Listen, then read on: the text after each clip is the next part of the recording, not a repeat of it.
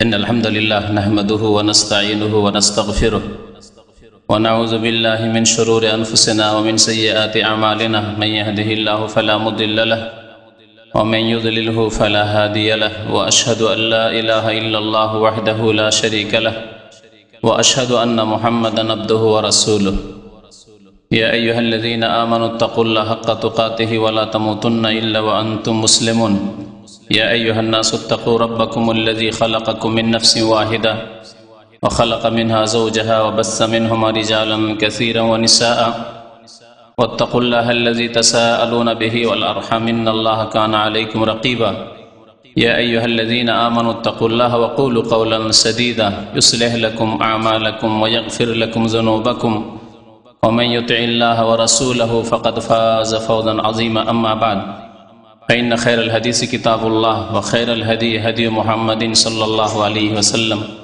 وشر الأمور محدثاتها وكل محدثة بدعة وكل بدعة ضلالة وكل ضلالة في النار أعوذ بالله من الشيطان الرجيم بسم الله الرحمن الرحيم ووصينا الإنسان بوالديه إحسانا حملته أمه كرها ووضعته كرها وحمله وفصاله 30 شهرا حتى إذا بلغ أشده وبلغ 40 سنة قال رب أوزعني أن أشكر نعمتك التي أنعمت علي وعلى والدي وأن أعمل صالحا ترضاه وأصلح لي في ذريتي إني تبت إليك وإني من المسلمين মহান আল্লাহর সমস্ত প্রশংসা যে আল্লাহ পাক রব্বুল আলামিন আমাদেরকে সৃষ্টি করেছেন এবং একমাত্র তার ইবাদত বন্দেগীর আদেশ প্রদান করেছেন। সে আল্লাহরই যাবতীয় প্রশংসা যিনি তার ইবাদত বন্দেগীর আদেশের পরে মাতা পিতার সাথে সদ্ব্যবহারের সদাচরণের আদেশ প্রদান করেছেন। দরুদ ও সালাম নাযিল হোক প্রিয় নবী মুহাম্মদুর রাসূলুল্লাহ সাল্লাল্লাহু আলাইহি ওয়াসাল্লামের প্রতি, যিনি তার মুশরিক মা তা সত্ত্বেও তার কবরের জিয়ারতে গিয়েছেন এবং আল্লাহ পাক রব্বুল আলামিনের কাছে যখন জিয়ারতের অনুমতি চেয়েছেন, আল্লাহ পাক জিয়ারতের অর্থাৎ দেখার অনুমতি দিয়েছেন। যখন তিনি অনুমতি চাইলেন আল্লাহর কাছে মার্জনা কামনা করার, যে আল্লাহ আমার আম্মাকে মাফ করে দাও, ফালাম ইউযান লি, নবী করিম সাল্লাল্লাহু আলাইহি ওয়াসাল্লাম বলছেন, সহিহ মুসলিম শরীফের হাদিস। তখন আল্লাহ পাক তাকে আদেশ দিলেন না, কারণ মুশরিক কাফের যদি শিরক কুফরির অবস্থায় মারা যায়, পুরুষ লোক ঢুকে গেল কেন, মহিলা চলে গেছে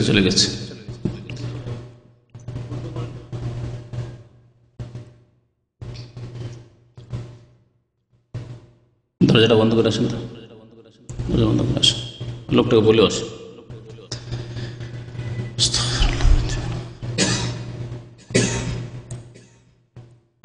রাসূলুল্লাহ সাল্লাল্লাহু আলাইহি ওয়াসাল্লামকে অনুমতি দেওয়া হয়নি আল্লাহর কাছে মার্জনা কামনা করার, কারণ শিরক কুফরির অবস্থায় যদি কেউ মারা যায়, আল্লাহ পাক তাদের জন্য ক্ষমা চাইতে, মার্জনা কামনা করতে নিষেধ করেছেন। গত সপ্তাহে সূরা তাওবার সে আয়াত শোনানো হয়েছে। আজকে বিষয়বস্তু হচ্ছে মাতা পিতার সেবা না করলে কি ভয়াবহ পরিণাম রয়েছে, কি দুনিয়া এবং আখিরাতের শাস্তি রয়েছে এ সম্পর্কে। মাতা পিতাকে অসন্তুষ্ট করলে, কষ্ট দিলে তার জন্য ভবিষ্যৎ কি হতে পারে। তবে আলোচনা ধারাবাহিকভাবে রাখার জন্য যেখানে থেমেছিলাম সেখান থেকে শুরু করব। আল্লাহ পাক রব্বুল আলামিন সূরা আহকাফের আয়াত নম্বর 15 ইরশাদ করেছেন, ওয়াসাইনাল ইনসানা বিওয়ালিদাইহি ইহসানা। এই আয়াতের কিছু অংশ যেখানে মাতা পিতার জন্য দোয়া আছে, ছেলে মেয়েদের জন্য দোয়া উল্লেখ করা হয়েছে তার শেষ দিকে, তা তরজমা করে তাফসীর করে শোনানো হয়েছিল। আল্লাহ পাক এতে ইরশাদ করছেন যে আমি মানুষকে চরম আদেশ দান করেছি, কঠোর আদেশ আল্লাহ পাকের। ওয়াসাইনা, আমি শক্ত আদেশ প্রদান করেছি, বিওয়ালিদাইহি ইহসানা, যে মাতা পিতার সাথে সদ্ব্যবহার করবে। কেন সদ্ব্যবহার করবে? আল্লাহ পাক রব্বুল আলামিন এখানে বিশেষ করে মায়ের কথা উল্লেখ করেছেন। হামালাথু উম্মুহু কুরহা ওয়া ওয়াদাআতহু কুরহা, কারণ তাকে তার মাতা কষ্ট সহকারে গর্ভধারণ করেছে, ওয়াদাআতহু কুরহা, কষ্ট সহকারে প্রসব করেছে, ওয়া হামলুহু ওয়া ফিসালুহু 30 শাহরা, এবং গর্ভধারণের সময় আর স্তন্য দানের সময় 30 মাস রয়েছে, অর্থাৎ কমের পক্ষে 30 মাস তাকে গর্ভধারণ করেছে এবং দুধ ছাড়িয়েছে তার মধ্যে। গত সপ্তাহে বলেছি যে সূরা লোকমানের আয়াতে রয়েছে 2 বছরের কথা স্তন্য দানের ক্ষেত্রে। সুতরাং 2 বছর যদি স্তন্য দান হয়, দুধ পান করানো হয়, তাহলে 6 মাস সর্বনিম্ন গর্ভধারণের সময় হয়। আল্লাহ পাক এই কথাই উল্লেখ করেছেন। ইমাম ইবনে বাত্তাল রহমতুল্লাহ আলাই বলেছেন যে মায়ের হক, মায়ের অধিকার বাবার চাইতে বেশি। কি জন্য? এই জন্যই যে মা এমন 3টি কাজ করেছে যেই কাজগুলিতে বাবা অংশ নেয়নি, বাবার কোনো অংশ নেই। তারপরে সময়গুলিতে মাতা পিতা উভয়ে শরীক রয়েছে, ছেলে মেয়েদের লালন পালনে মাতা পিতা উভয়ে শরীক রয়েছে। আল্লাহ পাক এই 3টি কথা এই আয়াতে উল্লেখ করেছেন। হামালাথু উম্মুহু কুরহা, প্রথম হচ্ছে গর্ভধারণ করা, পেটে 9 মাস 10 মাস রাখা। এই কাজটি একমাত্র মা করেছে, বাবা তাতে শরীক হয়নি, অংশ নেয়নি। ওয়াদাআতহু কুরহা, দ্বিতীয় কাজ তা হচ্ছে ভূমিষ্ঠ করা, প্রসব সময় যে প্রসব বেদনা, একমাত্র এই মা কষ্ট করেছে, তাতে বাবা শরীক হয়নি, বাবার কোনো অংশ নেই। তৃতীয় কাজ হচ্ছে আর রেদা, অর্থাৎ স্তন্য দান করা, মা দুধ পান করিয়েছে, তাতে বাপ অংশ নেয়নি। 3টি এমন গুরুত্বপূর্ণ কাজ, এবং জীবনের ভূমিষ্ঠ হওয়ার পরে প্রথম বা ভূমিষ্ঠ হওয়ার আগে থেকে শুরু, মায়ের পেট থেকে শুরু, এবং ভূমিষ্ঠ হওয়ার পরের সময়, নাজুক সময়, অত্যন্ত অসহায় দুর্বল থাকার সময়, এই সময়গুলিতে একমাত্র মায়ের অবদান রয়েছে, ইহসান রয়েছে আল্লাহ পাক রব্বুল আলামিনের ফজল করমের পরে। সেই জন্য নবী করিম সাল্লাল্লাহু আলাইহি ওয়াসাল্লাম একটি হাদিসে 3বার করে মায়ের কথা উল্লেখ করেছেন। তারপরে চতুর্থবারে বাবার কথা উল্লেখ করেছেন। একজন সাহাবী এসে জিজ্ঞাসা করেছেন, ইয়া রাসূলুল্লাহ, আইয়ুন নাসি আহাক্কু বিহুসনি সাহাবাতি, আমার সদাচরণের সদ্ব্যবহারের সবচাইতে বেশি কে অধিকার রাখে? কে সবচাইতে বেশি অধিকার রাখে? কার বেশি হক? নবী করিম সাল্লাল্লাহু আলাইহি ওয়াসাল্লাম কি বলেছিলেন? উম্মুকা। কিলা সুম্মা মান, তোমার আম্মা বললেন। যখন নবী সাল্লাল্লাহু আলাইহি ওয়াসাল্লাম জবাব আবার জিজ্ঞাসা করলো এই সাহাবী যে তারপরে কে? বলেন উম্মুকা, তোমার মা। কিলা মান, আবার জিজ্ঞাসা করলেন যে কে? তারপরে বললেন তোমার আম্মা। তারপরে কে? তারপরে কে? তারপরে কে? 3বার জিজ্ঞাসা করে রাসূলুল্লাহ সাল্লাল্লাহু আলাইহি ওয়াসাল্লাম 3বারই উত্তর দিলেন। রাসূলুল্লাহ সাল্লাল্লাহু আলাইহি ওয়াসাল্লামকে যখন জিজ্ঞাসা করা হলো, সাহাবী জিজ্ঞাসা করলেন, কি উত্তর দিলেন? উম্মুকা উম্মুকা উম্মুকা, তোমার মাতা তোমার মাতা তোমার মাতা। 3বার হকের কথা এই জন্যই উল্লেখ করা হয়েছে যে এই 3টি কাজ একমাত্র মা করেছে, তাতে আব্বা অংশ নেয়নি। তারপরের জীবনের যে কাজগুলি রয়েছে লালন পালনের, সেগুলিতে উভয়ে অংশ নিচ্ছে। বাবা বাইরে থেকে জীবিকা অর্জন করে নিয়ে এসছে, রুজি রোজগার করে নিয়ে এসছে, সে দেশে হোক আর বিদেশে হোক, ছুটাছুটি করেছে, মেহনত করেছে, জন্মজুরি করেছে, চাষি চাষ করেছে, কৃষক মাঠে ঘাটে মেহনত করেছে, ব্যবসায়ী মেহনত করেছে, আর ছেলে মেয়ের মা বাড়িতে তাপাক শাক করে প্রস্তুত করে ছেলে মেয়েকে খাওয়িয়েছে। উভয়ের ইহসান শুরু হচ্ছে এখান থেকে। তারপরে যখন জিজ্ঞাসা করলেন ওই সাহাবী যে সুম্মা মান, বলে সুম্মা আবাকা, তারপরে তোমার পিতার হক। সুম্মা আদনাকা সুম্মা আদনাকা, তারপরে যারা নিকটবর্তী, পিতার পরে যারা নিকটবর্তী, দাদা দাদি, নানা নানি, চাচা, ইত্যাদি। তো মাতা পিতার যদি সেবা করেন, তাদের সাথে যদি সদ্ব্যবহার করেন, তাহলে কি পাবেন? এখানে গিয়ে 4টি কথা উল্লেখ করে সময় শেষ হয়ে গেছিল, 1.5 ঘন্টা সময় শেষ হয়ে গিয়ে থেমে গেছিলাম। তারপরের গুলি উল্লেখ করছি। 5 নম্বরে যদি মাতা পিতার সেবা করেন, মাতা পিতার সাথে সদাচরণ করেন, তাহলে পাবেন এই যে আল্লাহ পাক দোয়া কবুল করবেন, আল্লাহ পাক বালা মুসিবত দূর করবেন। আল্লাহর কাছে দোয়া করলে দোয়া কবুল করবেন যদি আপনি মাতা পিতার অনুগত হন, মাতা পিতাকে সন্তুষ্ট রাখেন, এবং বালা মুসিবত আল্লাহ দূর করবেন। এর দলিল সহিহ বুখারী মুসলিমে প্রসিদ্ধ হাদিস রয়েছে। বনি ইসরাইলদের জামানার একটি ঘটনা, যাতে 3 জন ব্যক্তি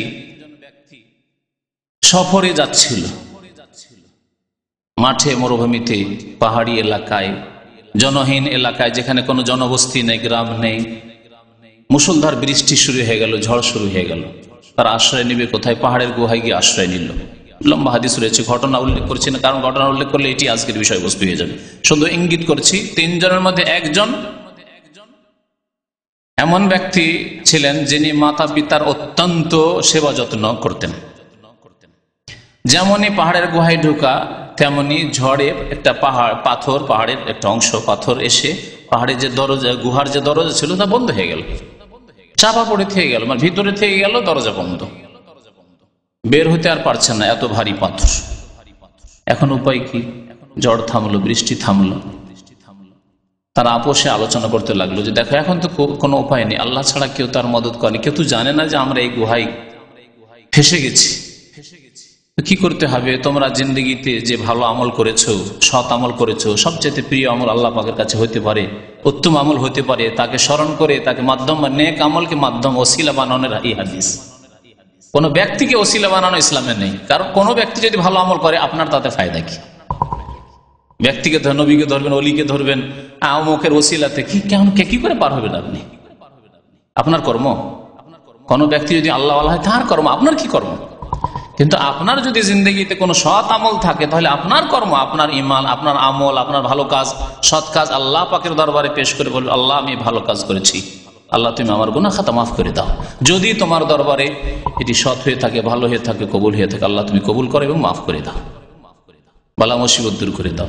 এইভাবে তারা দোয়া করতে লাগলেন। একজন বললেন যে আল্লাহ, আমার বৃদ্ধ মাতা পিতা ছিল, আর আমি গরিব মানুষ ছিলাম, ছাগল উট এসব চড়াইতাম, গরু চড়াইতাম, গাভী চড়াইতাম, সন্ধ্যাবেলা ফিরে আসতাম, দুধ নিয়ে আসতাম, এসে প্রথম মা বাবাকে খাওয়াইতাম, তারপরে ছেলে মেয়েদেরকে। একদিন লেট হয়ে গেছে, অনেক দূর চলে গেছিলাম মাঠে, আস্তে আস্তে অনেক বিলম্ব হয়ে গেছে, এসে দেখি আম্মা আব্বা শুয়ে গেছেন, ছেলে মেয়েরা কান্নাকাটি করছে, তাদেরকে দেব মা বাবার আগে আমি অপছন্দ করলাম, এটি আমার মনে ধরল না, এই কাজ আমি করতে পারবো না।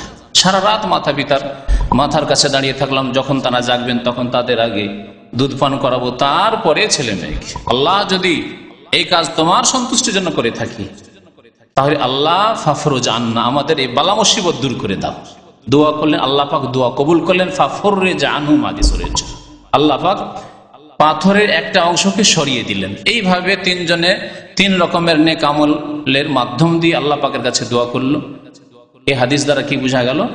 যে বালা মুসিবত দূর হয়, দোয়া কবুল হয় যদি কেউ মাতা পিতাকে সন্তুষ্ট রাখে, মাতা পিতার সাথে সদাচরণ করে। 6 নম্বরের বিষয় হচ্ছে যে মাতা পিতা সন্তুষ্ট থাকলে আল্লাহ পাক সন্তুষ্ট থাকবেন। নবী সাল্লাল্লাহু আলাইহি ওয়াসাল্লামের এই বিষয়ে স্পষ্ট হাদিস রয়েছে, রিদার রব্বে ফি রিদাল ওয়ালিদি। মাতা পিতা সন্তুষ্ট থাকলে আল্লাহ পাক সন্তুষ্ট থাকবেন। ওয়া সাখাতুর রব্বে ফি সাখাতিল ওয়ালিদি। আর মাতা পিতা অসন্তুষ্ট হলে, নারাজ হলে আল্লাহ পাক নারাজ হয়ে যাবেন। হাদিস তিরমিজিতে রয়েছে, তাবরানীতে রয়েছে। আল্লামা আলবানী রাহমাতুল্লাহ হাদিসটিকে সহিহ বলেছেন। মাতা পিতার সাথে সদাচরণ করা, সদ্ব্যবহার করা, তাদের সেবা করা, তাদের হক আদায় করা এত গুরুত্বপূর্ণ বিষয় যে হিজরত এবং জিহাদের আগে এর হক। আপনার সামনে এখন হিজরত করাও ফরজ, এরকম পরিস্থিতি হয়তো হিজরত না করলে দিন পালন করা যায় না, নামাজ কায়েম করা যায় না, আমার দ্বীনের ইমানের হেফাজত করা যায় না। এই একটি কাজ রয়েছে সামনে, যদি আল্লাহ না করে এরকম হয়। নবী সাল্লাল্লাহু আলাইহি ওয়াসাল্লামের জামানায় সাহাবায়ে কেরামদের হয়েছে মক্কায়, মক্কা থেকে মদিনা তখন হিজরত ফরজ আল্লাহ পাক করেছেন। আরেকটি কাজ সামনে, জিহাদ আছে আল্লাহর রাস্তায়, তাও ফরজ হয়ে গেছে।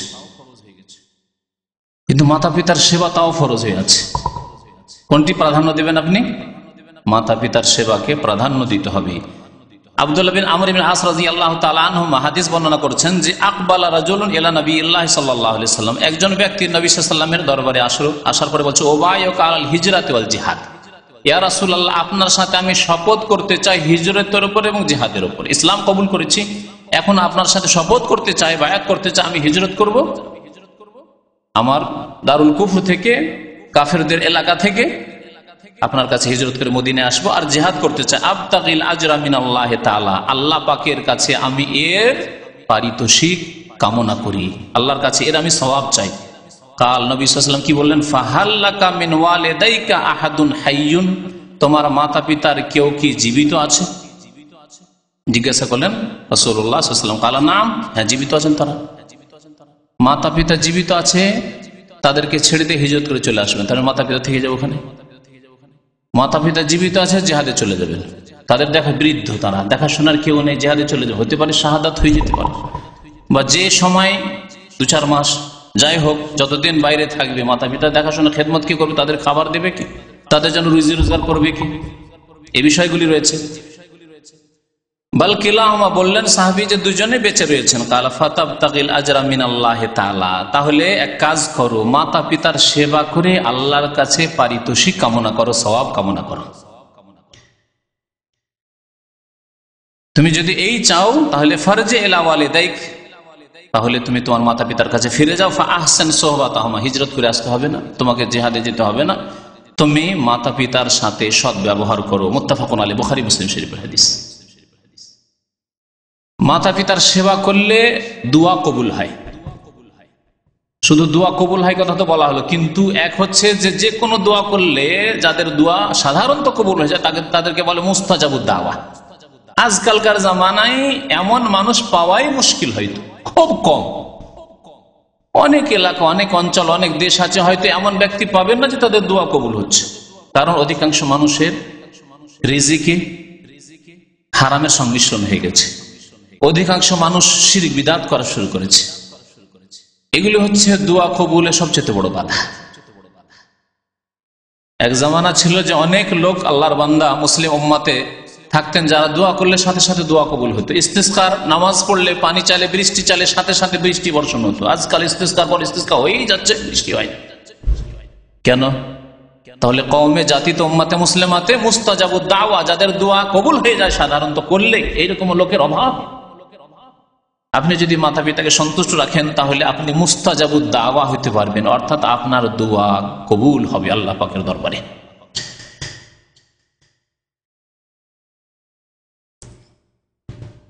আর একটি বিষয় হচ্ছে যে মাতা পিতাকে সন্তুষ্ট রাখলে তারা যদি দোয়া দেন তাহলে তাদের দোয়া আপনার ক্ষেত্রে কবুল হবে, তাদের দোয়া আপনার ক্ষেত্রে কবুল হবে। নেক দোয়া, ভালো দোয়া নেওয়ার চেষ্টা করতে হবে। একটি হাদিসে আছে যে বদদোয়া দিলেও কবুল হয়ে যাবে। সুতরাং এই ক্ষেত্রে মনে রাখতে হবে যে মাতা পিতা যাতে করে অধৈর্য না হন, সামান্য কিছু বেয়াদবি বা কিছু কষ্ট ছেলে মেয়েদের পক্ষ থেকে পেলেই বদদোয়া করে দেওয়া না, হেদায়েতের দোয়া করবেন। বদদোয়া না করে দিয়ে হেদায়েতের দোয়া করবেন। এ তো ছেলে মেয়েদের বিষয়। নবী করিম সাল্লাল্লাহু আলাইহি সাল্লামের কাছে আবু হুরায়রা রাদিয়াল্লাহু তাআলা আনহুর বংশ ছিল দৌস বংশ, ইয়ামান দেশের। সেই বংশের এক ব্যক্তি আবু তুফাইল রাদিয়াল্লাহু তাআলা আনহু, শেষ সাহাবী, ইন্তেকাল করেছেন সাহাবায়ে কেরামদের মধ্যে মক্কাতুল মুকাররমায় 110 হিজরিতে। তিনি যখন ইসলাম কবুল করলেন, ইসলাম কবুল করে বললেন, ইয়া রাসূলুল্লাহ, 10 বংশের কেউ মুসলমান হলো না, আমি ইসলাম গ্রহণ করে ইয়ামানে গেলাম, তাদেরকে ইসলামের দাওয়াত দিলাম, একজন লোক মুসলমান হলো না। সুতরাং দোয়া করেন আল্লাহ পাক যেন 10 বংশকে সমূলে বিনাশ করে দেয়, হালাক করে দেয়। কিসের দোয়া করতে বললেন? ধ্বংস করে দেওয়ার বংশ, অথচ আবু তুফাইলের বংশ দৌসি, নবী সাল্লাল্লাহু আলাইহি ওয়াসাল্লামের বংশ নয়, এলাকার লোক নয়, পরিচিত লোক নয়, এখনো মুসলিম হয়নি, কুফরের অবস্থায় রয়েছে। নবী করিম সাল্লাল্লাহু আলাইহি ওয়াসাল্লাম বলছেন, আল্লাহুম্মা হদি দাওসান ওয়া আতি বিহিম, সহিহ হাদিস। আল্লাহ তুমি 10 বংশের লোকদেরকে, 10 গোত্রের লোকদেরকে হেদায়েত করো এবং তাদেরকে হিজরত করে এখানে নিয়ে আসো। সুবহানাল্লাহ। কয়েকদিন পরে 10 বংশের অন্তর পরিবর্তন হয়ে গেছে। আবু তোফেল মুসলমান হয়ে গেছে, আবু হুরায়রা মুসলমান হয়ে গেছে। আমরা আর কাফের থেকে কি করবো? বংশের লোকেরা ভাগ্যবান হয়ে গেল, আমরা এরকম হতভাগা থাকবো। সবাই নর নারী পুরুষ সবাই মিলে এসে কয়েকশো লোক সব ইসলাম গ্রহণ করে চলে এসেছে নবী করিম সাল্লাল্লাহু আলাইহি ওয়াসাল্লামের কাছে। সুবহানাল্লাহ। কার দোয়া? রাসূলুল্লাহ সাল্লাল্লাহু আলাইহি ওয়াসাল্লামের দোয়া।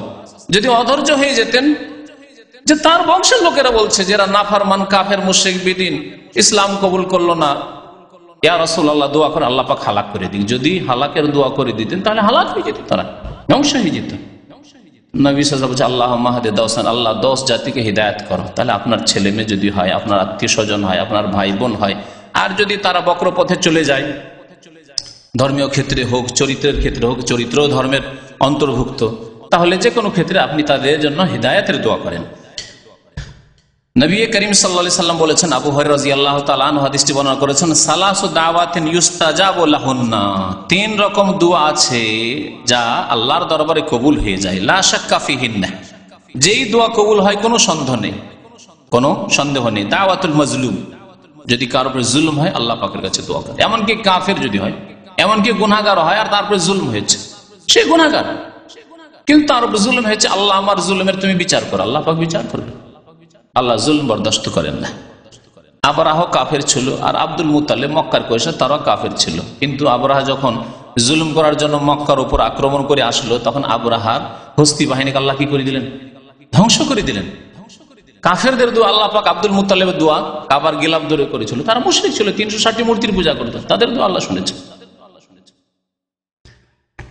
মাজলুমের দোয়া কবুল হয়। দাওয়াতুল মুসাফির, মুসাফিরের দোয়া কবুল হয়, সফর অবস্থা যদি আপনি দোয়া করেন। ওয়া দাওয়াতুল ওয়ালিদি লিওয়ালাদিহি, আর মাতা পিতার দোয়া ছেলে মেয়েদের জন্য কবুল হয়। ছেলে মেয়েদের জন্য নেক দোয়া কবুল হয় লিওয়ালাদিহি। আর আলা ওয়ালাদিহি বলা হয়েছে অন্য হাদিসে, যদি কোনো মাতা পিতা নারাজ অসন্তুষ্ট হয়ে বদদোয়া করে আর যদি হকের ওপর থাকে, এই কথা মনে রাখবেন, হকের ওপর যদি থাকে মাতা পিতা, না হক নয়, জুলুম অত্যাচার করেনি, বাড়াবাড়ি সীমা লঙ্ঘন করেনি, তাহলে তাদের দোয়া কবুল হয়ে যাবে যদি বদদোয়া করে। আরেকটি কথা এখানে বলে দিই যে আমাদের দেশের মাতা পিতারাও বাড়াবাড়ি করে ছেলে মেয়েদের ক্ষেত্রে, অধিকাংশই। এবং অনইসলামিক সমাজ রয়েছে, হিন্দুয়ানি সমাজ রয়েছে, হিন্দুয়ানি পারিবারিক কাঠামো রয়েছে, যেগুলির ইসলামের সাথে কোনো সম্পর্ক নেই। সুতরাং মাতা পিতার হক বর্ণনা করে দেওয়ার পরে, মাতা পিতার সাথে অসৎ ব্যবহার করলে তার কি শাস্তি সব বলে দেওয়ার পরে, আগামী সপ্তাহে মাতা পিতার কি করণীয় ছেলে মেয়েদের সম্পর্কে, এই সম্পর্কে ইনশাআল্লাহ তাআলা আলোচনা করব। তাহলে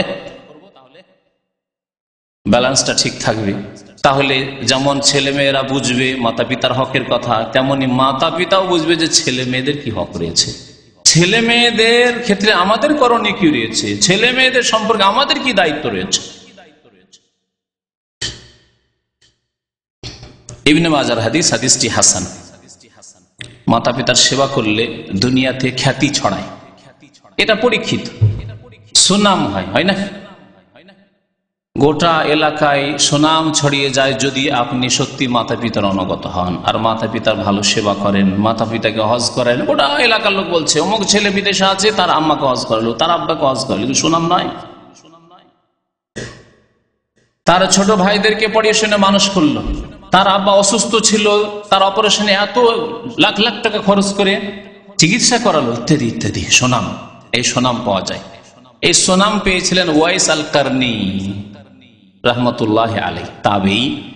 নবী করিম সাল্লাল্লাহু আলাইহি ওয়াসাল্লামের জামানায় ইসলাম গ্রহণ করেছিলেন, কিন্তু তার মাতা পিতার খেদমতের কারণে ইয়ামান থেকে নবী সাল্লাল্লাহু আলাইহি ওয়াসাল্লামের সাথে দেখা করতে আসতে পারেনি।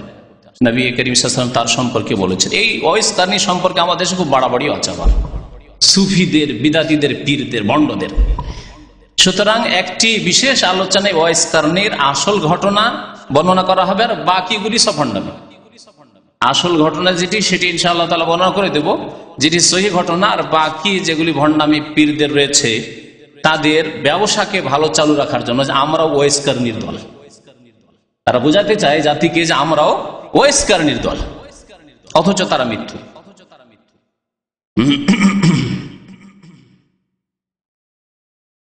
10 নম্বরের বিষয়, মাতা পিতার সেবার ক্ষেত্রে মনে রাখবেন যে মাতা পিতার সেবা হচ্ছে আম্বিয়া কেরামদের চরিত্র। কোরআনে কারীম আল্লাহ পাক রব্বুল আলামিন ঈসা আলাইহিস সালাম আর ইয়াহিয়া আলাইহিস সালাম দুই নবীর কথা উল্লেখ করেছেন যে তারা মাতা পিতার অত্যন্ত অনুগত ছিলেন, তাদের সাথে সদ্ব্যবহার করতেন। আল্লাহ প্রশংসা করেছেন, ওয়াবাররাম বিওয়ালিদাইহি ওয়া লাম ইয়াকুন জাব্বারান আসিয়া ওয়াবাররাম বিওয়ালিদাতি ওয়া লাম আকুন জাব্বারান শাকিয়া। ঈসা আলাইহিস সালামের ক্ষেত্রে এবং ইয়াহিয়া আলাইহিস সালামের ক্ষেত্রে আল্লাহ পাক রব্বুল উল্লেখ করেছেন। মাতা পিতার সাথে সদ্ব্যবহার যেমন পার্থিব জীবনে হবে তেমনি তাদের ইন্তেকালের পরেও হবে। এমন নয় যে তাদের ইন্তেকাল হয়ে গেছে আমার কাজ শেষ হয়ে গেছে, মা মারা গেছে আমার কাজ শেষ হয়ে গেছে, আব্বা মারা গেছেন কাজ হয়ে গেছে, আমার যা করণীয় ছিল শেষ হয়ে গেছে।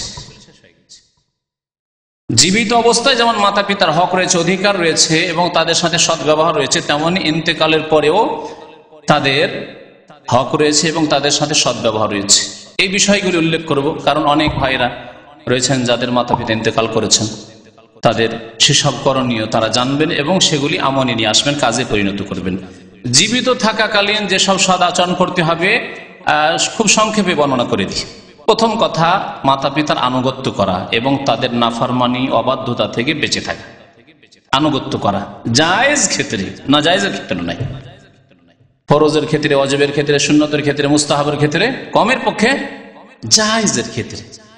আর নাজায়েজ কাজ যদি হয় আল্লাহ পাক নিষেধ করেছেন। গত সপ্তাহে সে আয়াত শুনিয়েছে সূরা লুকমানের, এবং রাসূলুল্লাহ সাল্লাল্লাহু আলাইহি ওয়াসাল্লামের এই মর্মে বহু হাদিস রয়েছে, লা তাআতা লিমাখলুকিন ফি মাসিয়াতিল খালিক। স্রষ্টার বিরুদ্ধাচরণ করে, নাফরমানি করে কোন সৃষ্টির আনুগত্য নেই, কোন সৃষ্টির আনুগত্য নেই।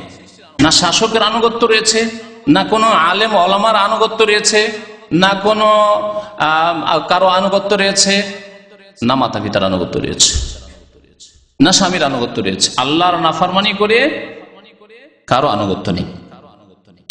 2 নম্বরে, তাদের সাথে সদ্ব্যবহার করা কথা এবং কাজের মাধ্যমে। কথায় যেমন সদাচরণ করবেন তেমন কাজের ক্ষেত্রেও সদাচরণ করবেন। এমন নয় যে কথা তো মিষ্টি মিষ্টি কিন্তু কাজের বেলা খারাপ। আবার এর উল্টো আছে, কিছু লোক কাজ ঠিকই করে কিন্তু কথা কর্কশ ভাষী।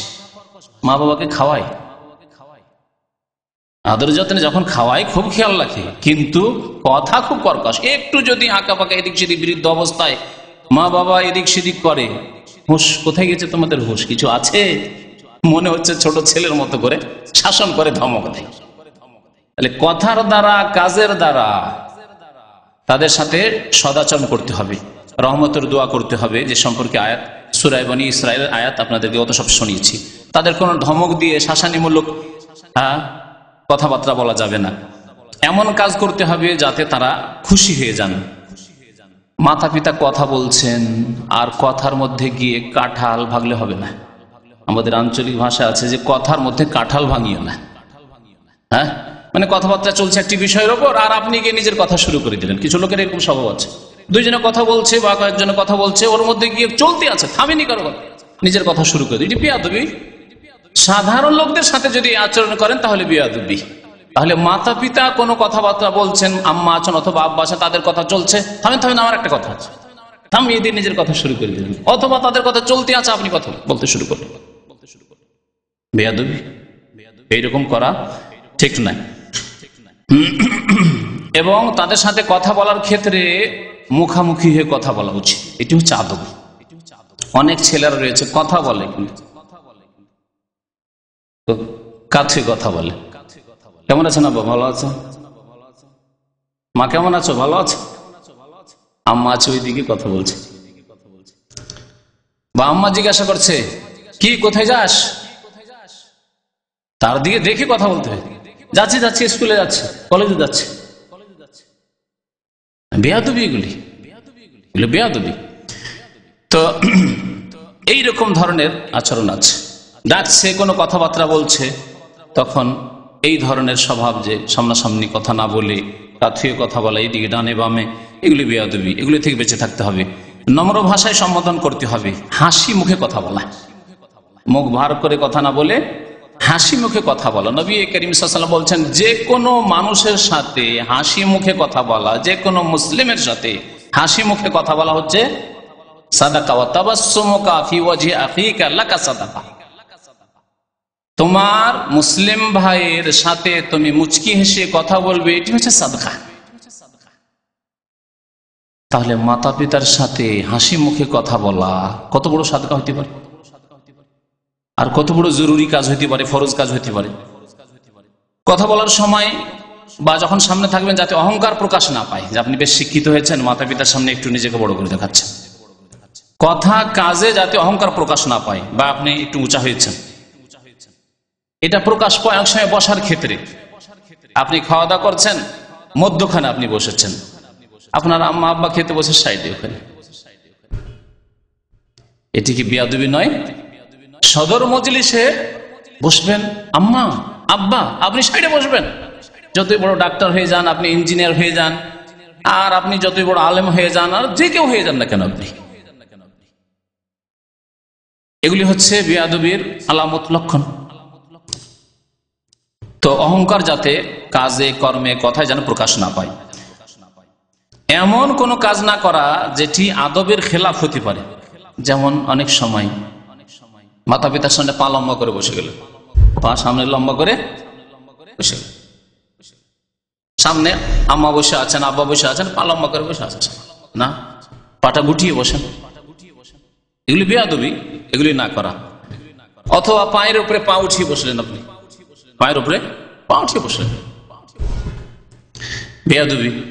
এইরকম অট্ট হাসি দেওয়া, মুচকি হাসি নবী করিম সাল্লাল্লাহু আলাইহি ওয়াসাল্লামের সুন্নাত, যে কোনো মানুষের সাথে এবং মাতা পিতার সাথে। আর অট্ট হাসি দেওয়া, হ্যাঁ হ্যাঁ করে হাসা, মাতা পিতার সামনে বেয়াদবি, এগুলি থেকে বেঁচে থাকা, সতর্ক থাকতে হবে।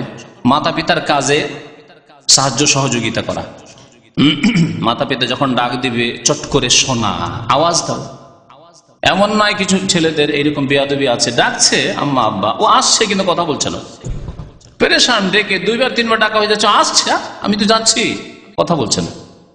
প্রথমখানে বলেন জি আব্বা জি আম্মা বলে দেন, তাহলে তারা বুঝতে পারলো যে না, শুনেছে, চলে আসছে, আর বারবার আমার পেরেশান হওয়ার দরকার নাই, কোথায় গেল। তো যখনই এইরকম ডাক দিবে তাড়াতাড়ি পৌঁছে যাওয়া। তারপরে অনেক সময় অলসতার সাথে ডাকলো, যাচ্ছি, পড়ছি, বলেছে যাচ্ছি না, এরকম করবেন না। যেমনই ডাকা হয়েছে তাড়াতাড়ি করে আপনি উঠে পড়েন, সমস্ত কাজকর্ম ছেড়ে দিন। আজকালকার জামানা ব্যস্ততার জামানা, কেউ কম্পিউটারে ব্যস্ত, কেউ মোবাইল নিয়ে ব্যস্ত, মোবাইলে কথা বলছি, আম্মা ডাকছে আব্বা ডাকছে, যাচ্ছি। কম্পিউটার নিয়ে, কম্পিউটারটা বন্ধ করি তারপরে যাচ্ছি না, এইসব কাজ করবেন না। ডাক হয়েছে সাথে সাথে আপনি উঠে পড়েন, পড়াশোনা করছি, আচ্ছা পড়াশোনাটা সেরে নি, এই চ্যাপ্টারটা সেরে তারপরে যাচ্ছি না, সাথে সাথে আপনি উঠে পড়ুন, কারণ ডাক হয়েছে মাতা পিতার পক্ষ থেকে। এমনকি উলামায়ে কেরামরা বলেছেন, নফল নামাজ, ফরজ নামাজ ছাড়া সুন্নত নফল নামাজের অবস্থায় যদি মাতা পিতা ডাকে, তাহলে নামাজ ছেড়ে ডাকে সাড়া দিতে হবে। এ হচ্ছে মাতা পিতার হক। মাতা পিতার মান সম্মান রক্ষা করা, মাতা পিতার মান সম্মান রক্ষা করা অত্যন্ত ব্যাপক কথা। আপনার জীবনে কোন কাজগুলি করলে, কিরকম কথা বললে, কি আচরণ করলে মাতা পিতার মান সম্মান রক্ষা হবে, আর কি করলে তাদের ভাবমূর্তি নষ্ট হবে, মান সম্মান নষ্ট হবে।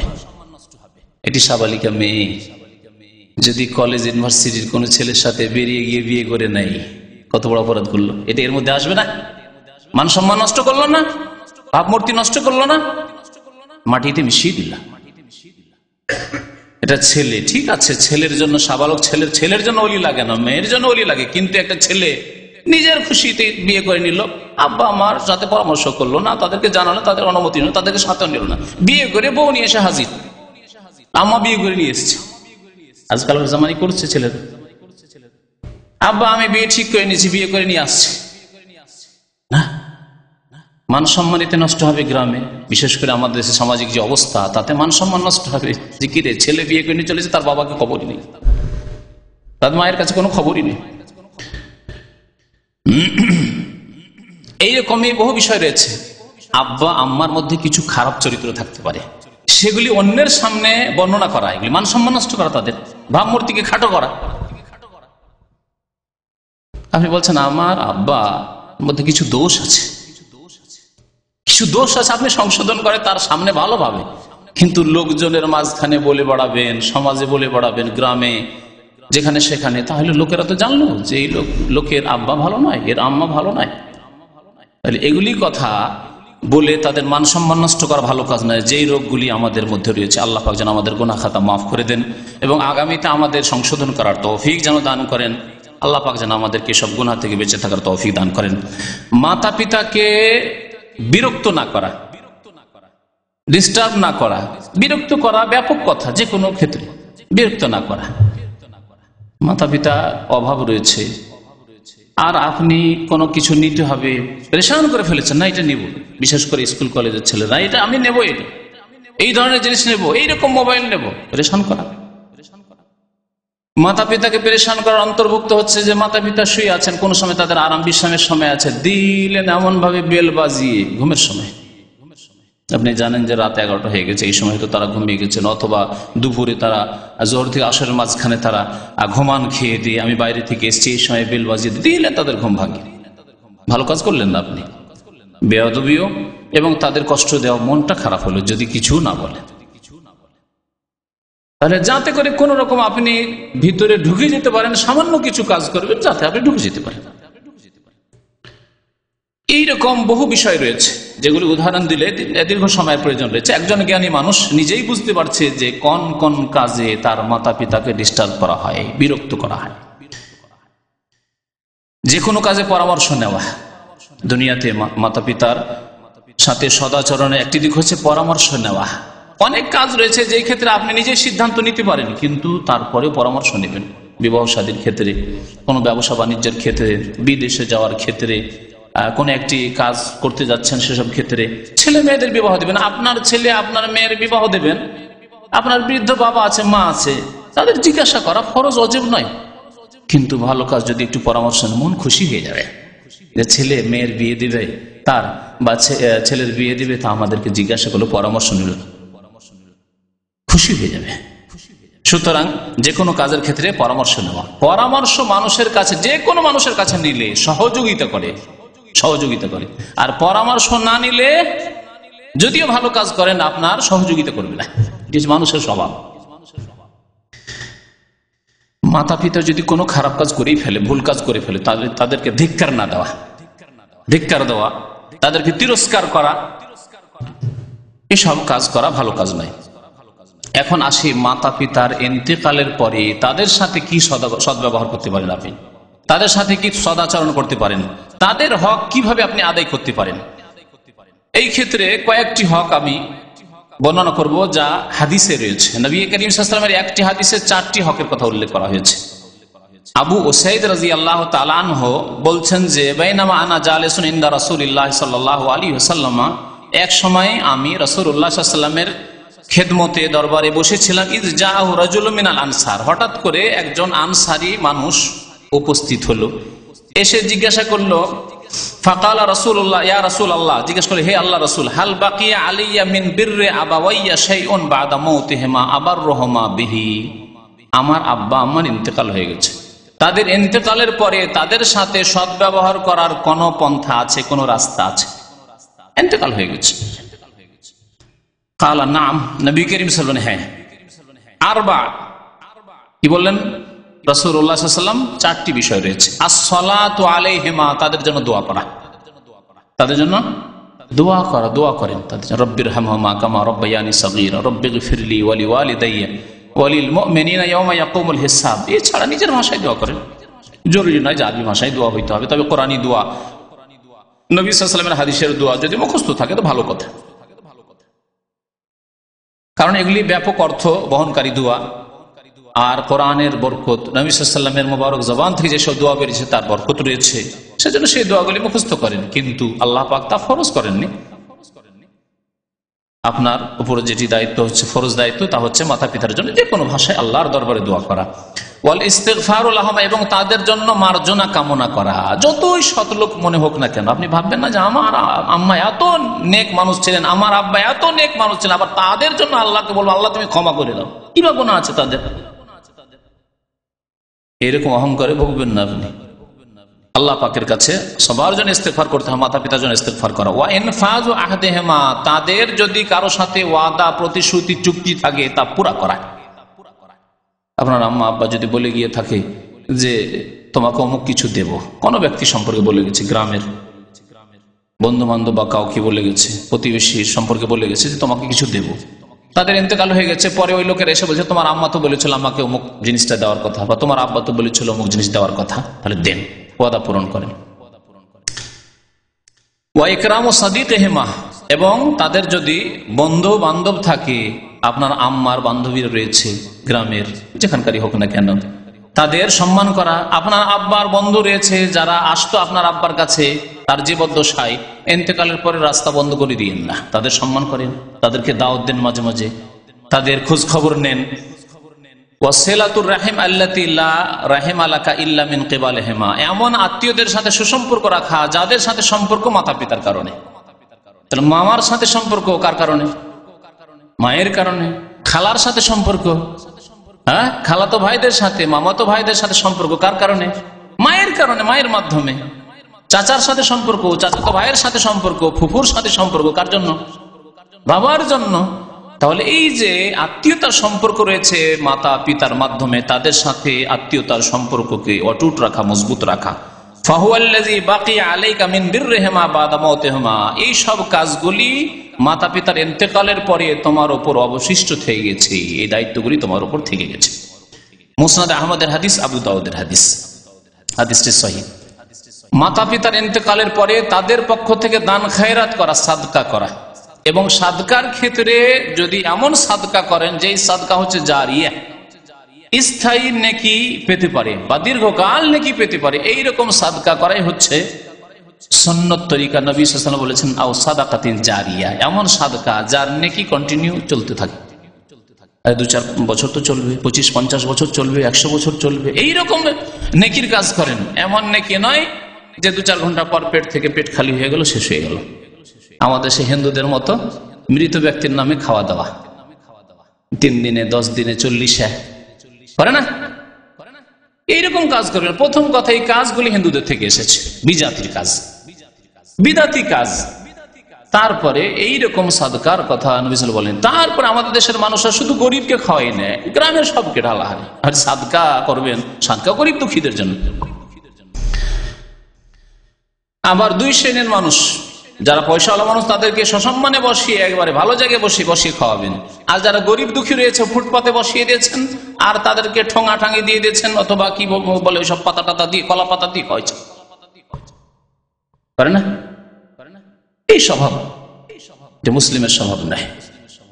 এও মুসলিম ভাই আর সেও মুসলিম ভাই, কিন্তু পয়সা দেখে তার জন্য ভালো খাবারের ব্যবস্থা, ভালো জায়গার ব্যবস্থা, ভালো বসার ব্যবস্থা, আর গরিব দুঃখীর জন্য বসার ভালো জায়গা নেই, ফুটপাতে বসে খাচ্ছে। ও গরিবেরও জেনে গেছে আমাদের জন্য বেঞ্চ নেই, চেয়ার নেই, সেজন্য যদি বেঞ্চ চেয়ার থাকেও তারা বসবে না, কারণ উঠিয়ে দিবে, কখন ও নিচেই বসবে, এসে করে না? গরিব দুই গেলেছে নিচে বসবে, জানে যে আমাদেরকে এইরকমই করে পয়সাওয়ালারা। তো সাদকা, দান খায়রাত করা। আন্না রাজুলান ক্বালা লিন নবী সাল্লাল্লাহু আলাইহি ওয়াসাল্লাম, আয়েশা রাদিয়াল্লাহু তাআলা আনহা বর্ণনা করেছেন, একজন লোক এসে বলল নবী সাল্লাল্লাহু আলাইহি ওয়াসাল্লামকে, ইন্না উম্মি উফতুতিলাত নাফসাহা, আমার আম্মার আকস্মিক মত হয়েছে, হঠাৎ করে ইন্তেকাল হয়ে গেছে। ওয়া আযুন্নুহা লাউ তাকাল্লামাত তাসাদ্দাকাত, আর আমার ধারণা যে তিনি যদি কথা বলতে পারতেন তো কিছু দান খায়রাত নিজে করতেন, অথবা ওসিয়ত করতেন যে কিছু দান করে দিও। ফাহাল্লাহা আজরুন ইন তাসাদ্দাকতু আনহা, যদি তার পক্ষ থেকে আমি দান খায়রাত করি, সাদকা করি, তো তার নেকি হবে কি হবে না? নবী করিম সাল্লাল্লাহু আলাইহি ওয়াসাল্লাম বলেন, নাম, অবশ্যই নেকি হবে। তাহলে মায়ের পক্ষ থেকে, বাবার পক্ষ থেকে দান খায়রাত করার প্রমাণ পাওয়া গেল এই হাদিসে, মুত্তাফাকুন আলাইহি, বুখারী মুসলিম শরীফের হাদিস। মাতা পিতার যদি কোনো মান্যত থাকে তো মান্যত পুরা করা। মান্যত মানে কোন একটি কাজের জন্য, আল্লাহ আমার এই কাজটি পুরা করে দাও, তোমার রাস্তায় আমি গরিব মিসকিনকে একটা খাসি জবাই করে খাওয়াবো, মাদ্রাসায় আমি কিছু দান করব, মসজিদে আমি কিছু দান করব, এই যে মান্যত। যদি শিরকি মান্যত না হয়, যদি নাজায়েজ মান্যত না হয়, অর্থাৎ শিরকির স্থানে মাজারে দেব, পীরের স্থানেই দেব, মন্দিরে দেব, এরকম শিরকি না হয় তাহলে পুরা করবে। শিরকি মান্যত যদি বিদাতি মান্যত হয়, অবৈধ মান্যত হয়, তাহলে পুরা করা জায়েজ নয়। কারোর জন্য জায়েজ নয়। যে ব্যক্তি করবে তার জন্য জায়েজ নয়, আর তার ছেলে মেয়েদের জন্য জায়েজ নয়। আর যদি জায়েজ মান্যত হয় তো সেটা পুরা করা ফরজ। আল্লাহ পাক কোরআনে কারিমে বলেছেন ওয়াল ইউফু নুজুরহুম, তারা যেন তাদের মান্যত পুরা করে।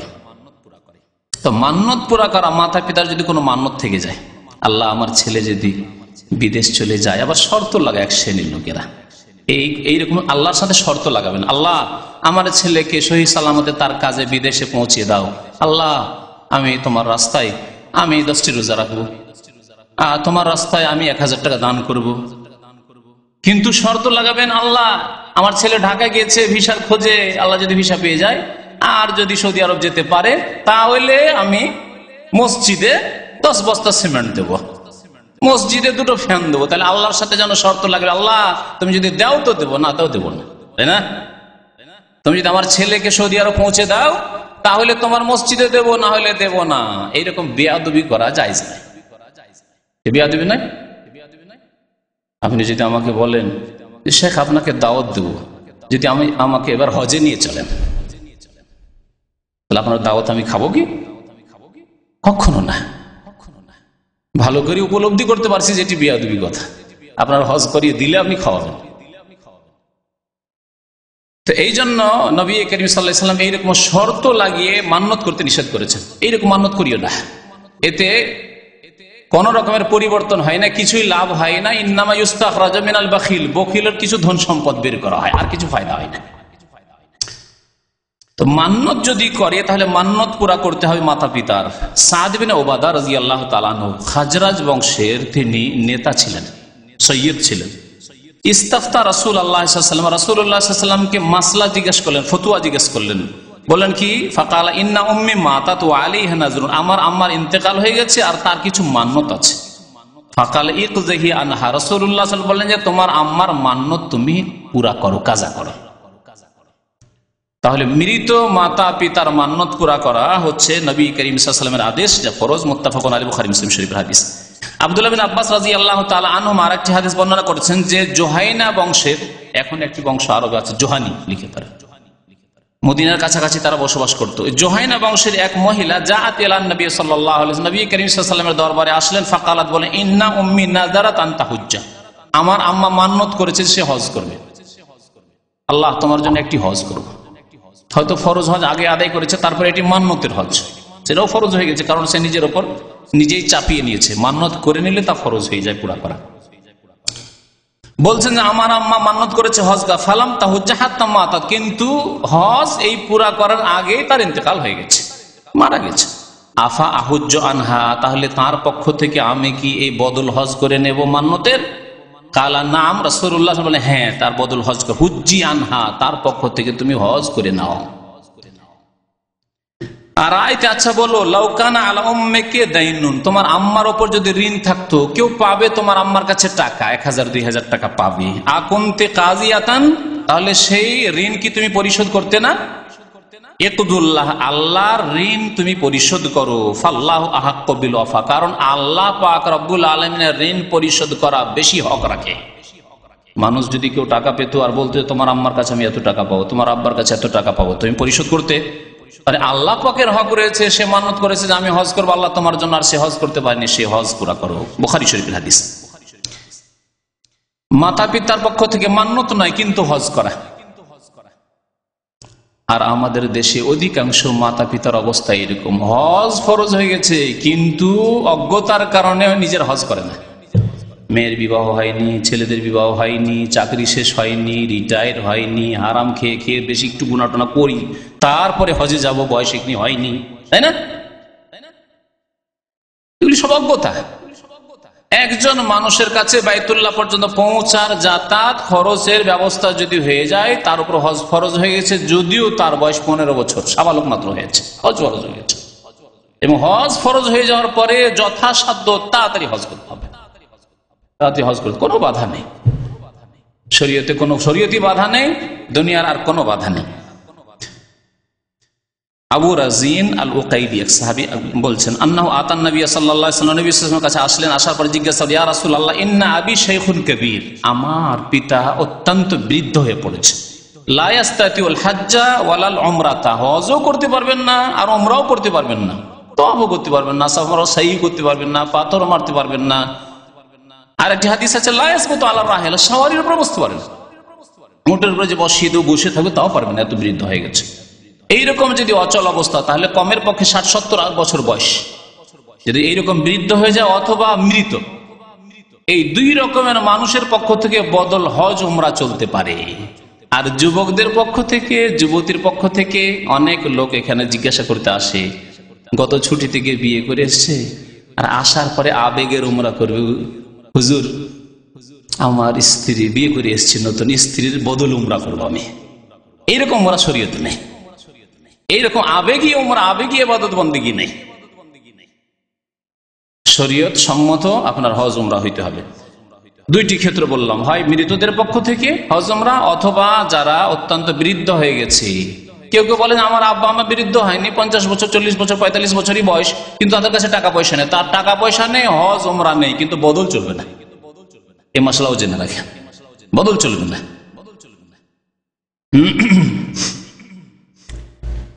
বলছেন যে আমার আব্বা এত বৃদ্ধ হয়ে গেছেন যে হজও করতে পারবেন, উমরা করতে পারবেন না, এমনকি ওয়ালা জানা সফরও করতে পারবেন না, সফর করার ক্ষমতা নেই।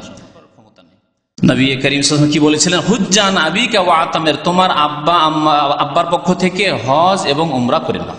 হুজ্জান আবিকা ওয়া আতামির, তোমার পিতার পক্ষ থেকে হজ উমরা করে নাও। ইমাম আবু ঈসা তিরমিজি বলছেন হাযা হাদিসুন সহিহ, হাসানুন সহিহ, হাদিসটি হাসান সহিহ, তিরমিজিতে হাদিসটি রয়েছে। তাহলে এর দ্বারা বোঝা গেল যে বৃদ্ধদের পক্ষ থেকে হজ উমরা করা যাবে, মাতা পিতা যদি ইন্তেকাল করে যায় তো হজ উমরা করা যাবে। আর একজন সাহাবী ইন্তেকালের কথা উল্লেখ করছেন, বলছেন জাআত ইমরাতুন, আব্দুল্লাহ বিন বুরাইদা বলছেন যে তার পিতা থেকে বুরাইদা রাদিয়াল্লাহু তাআলা আনহু থেকে যে একজন মহিলা নবী সাল্লাল্লাহু আলাইহি ওয়াসাল্লামের কাছে আসলো, আসার পর বলে ইন্না উম্মি মাতাত, আমার আম্মি ইন্তেকাল করেছে, আর ওয়ালাম তাহুজ্জা, কিন্তু হজ করা হয়নি তার, আফা আহুজ্জু আনহা, আমার মায়ের পক্ষ থেকে কি বদল হজ করব? কালা নাম, হ্যাঁ বদল হজ করো, হুজ্জি আনহা, তার পক্ষ থেকে হজ করো। তাহলে বোঝা গেল যে যদি মাতা পিতা বৃদ্ধ হয় তাদের পক্ষ থেকে বদল হজ করা যাবে, আগের হাদিস দ্বারা বোঝা গেল। আর এই হাদিস দ্বারা বোঝা গেল যে মাতা পিতার কারো যদি ইন্তেকাল হয়ে যায় তাহলে তাদের হক আদায় করবেন আপনি, তাদের হজ আদায়ের মাধ্যমে।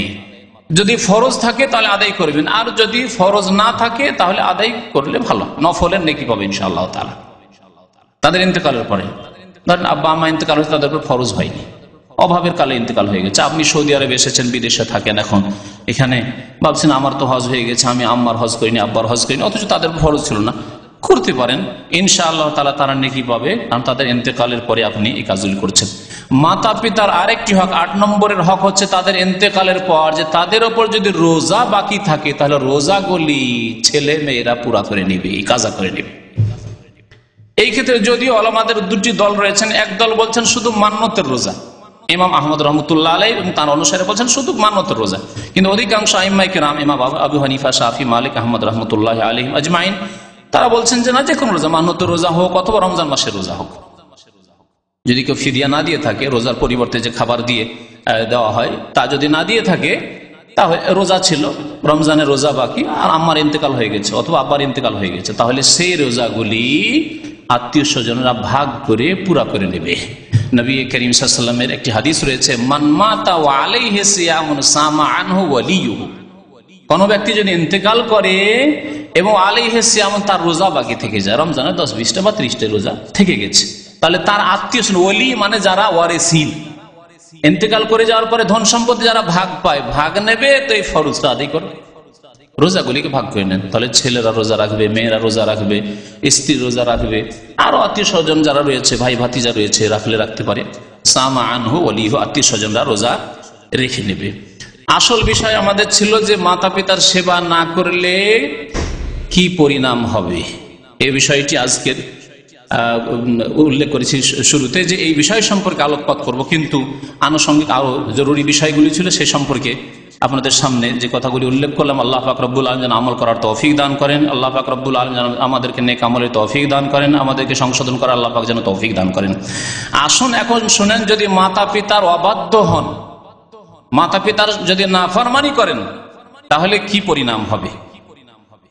একটি হাদিস দ্বারা বোঝা যায় যে আল্লাহ পাক রব্বুল আলামিন কিয়ামতের দিনে এইরকম নাফরমান ছেলের দিকে রহমতের দৃষ্টিপাত করবেন না, রহমতের নজর দিবেন না। আল্লাহ পাক রব্বুল আলামিন জান্নাতও দেবেন না, বরং জাহান্নামে দেবেন। সালেম বিন আব্দুল্লাহ রাদিয়াল্লাহু তাআলা আনহুমা, তার পিতা আব্দুল্লাহ বিন উমর রাদিয়াল্লাহু তাআলা আনহুমা থেকে বর্ণনা করেছেন, কালা রাসূলুল্লাহ সাল্লাল্লাহু আলাইহি ওয়াসাল্লাম সালাসাতুন লা ইয়ানজুরুল্লাহু ইলাইহিম ইয়াউমাল কিয়ামাহ। তিন শ্রেণীর মানুষ রয়েছে, তাদের দিকে আল্লাহ পাক রহমতের দৃষ্টি দেবেন না, রহমতের নজরে দেখবেন না ইয়াউমাল কিয়ামাহ, কিয়ামতের দিনে। প্রথম ব্যক্তি আল্লাহ ওয়ালিদাইহি, যেই ব্যক্তি মাতা পিতার নাফরমান, মাতা পিতাকে কষ্ট দিয়ে থাকে, যে কোনো রকমের কষ্ট হোক না কেন। ওয়াল মারআতুল মুতারাজ্জিলা, আর দ্বিতীয় শ্রেণীর মানুষ হচ্ছে ওই সব মহিলা যারা পুরুষের বেশভূষা ধারণ করে, গেঞ্জি পরে, প্যান্ট পরে, মাথা খোলা, চেহারা খোলা, সবকিছু খোলা, চুল খোলা, পুরুষের মতো নয়। পুরুষের মাথা খোলা থাকবে, মহিলার মাথা খোলা থাকবে। অথবা স্কার্ট এমন করে হাঁটু পর্যন্ত খোলাম। পুরুষদের জন্য রয়েছে যে হাঁটু পর্যন্ত তাদের আওরাত লজ্জায় স্থান আবৃত করবে, তারা হাঁটু পর্যন্ত পুরুষদের, মহিলারা গোটা শরীর ঢেকে রাখবে, কিন্তু হাঁটু পর্যন্ত স্কার্ট পরে থাকা। তারপরে পুরুষদের মতো আর অন্যান্য চালচলনা পুরুষদের মতো হওয়া। তো যারা পুরুষদের বেশভূষা ধারণ করবে যেসব মহিলারা, তাদের দিকে আল্লাহ পাক রহমতের দৃষ্টিতে তাকাবেন না কাল কিয়ামতে।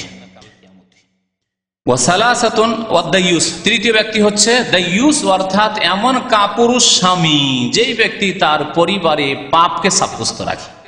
তার স্ত্রী পাপ করে, বেহায়া বেপরদা হয়ে ঘুরে বেড়ায়, যে কোনো লোকের সাথে কথাবার্তা বলে, নির্জনে গল্প স্বল্প করে, যেখানে সেখানে চলে যায়, কোনো পরোয়া নেই, অসুবিধা নেই, তারও তো ফ্রিডম আছে। আজকাল ফ্রিডমের যুগ, স্বাধীনতার যুগ। তারই তো একটা স্বাধীনতা আছে না, অন ইসলামিক স্বাধীনতা নেই। ইসলামের গণ্ডিতে থেকে যে স্বাধীনতা আল্লাহ পাক দিয়েছেন, তাতে মান সম্মান রয়েছে নারীদের। আল্লাহ পাক সম্মানিত করতে চেয়েছেন, মূল্যবান বস্তুর আল্লাহ হেফাজত করতে চেয়েছেন। মূল্যবান বস্তুকে যদি রাস্তাঘাটে যেখানে সেখানে ফেলে দেন, তা হারিয়ে যাবে, নষ্ট হয়ে যাবে। এই কামা কত মূল্যবান আপনার কাছে, পকেটে কত হেফাজতে রাখছেন আপনি। টাকার চাইতে বেশি হেফাজত করছেন। সোনা চাঁদি যদি থাকে কত হেফাজত করছেন, কিন্তু লোহা পড়ে আছে রাস্তায়, রড পড়ে আছে, মূল্য নেই। আপনি কি মনে করেন আপনার স্ত্রী, আপনার সাবালিকা বোন, আপনার মা খালাদেরকে ওই রকমই যে রাস্তাঘাটে পড়ে থাকবে?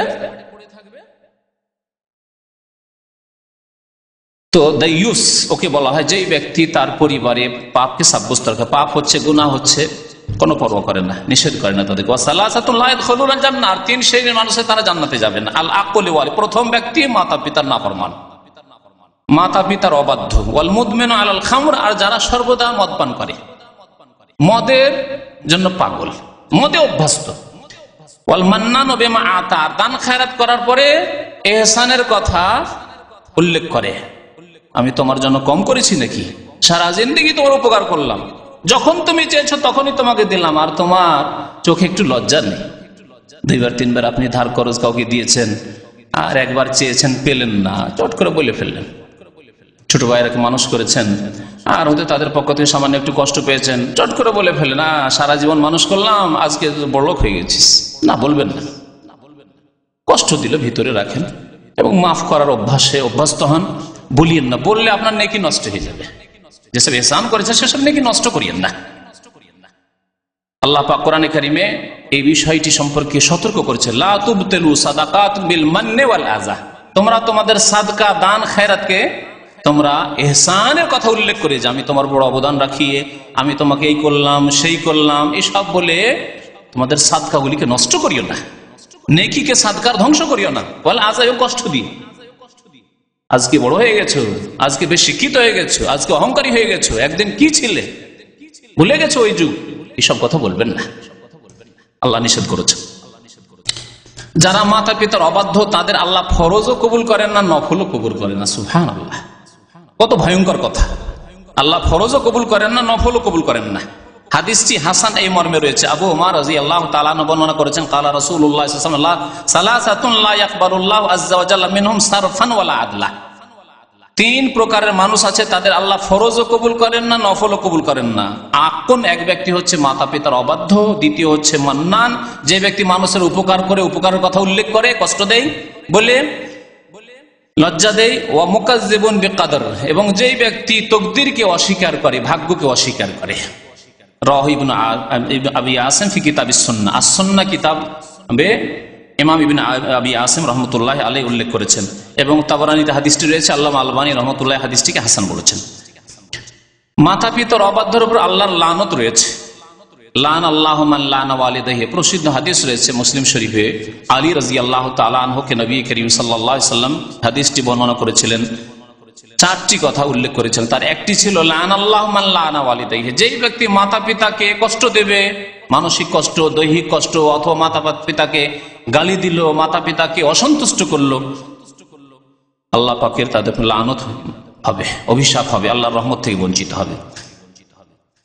আল্লাহ পাক রব্বুল আলামিন জাহান্নামের কথা বলেছেন ওই ব্যক্তির জন্য যে ব্যক্তি মাতা পিতার অবাধ্য হবে। হাদিস আবু হুরায়রা রাদিয়াল্লাহু তাআলা আনহু বর্ণনা করেছেন।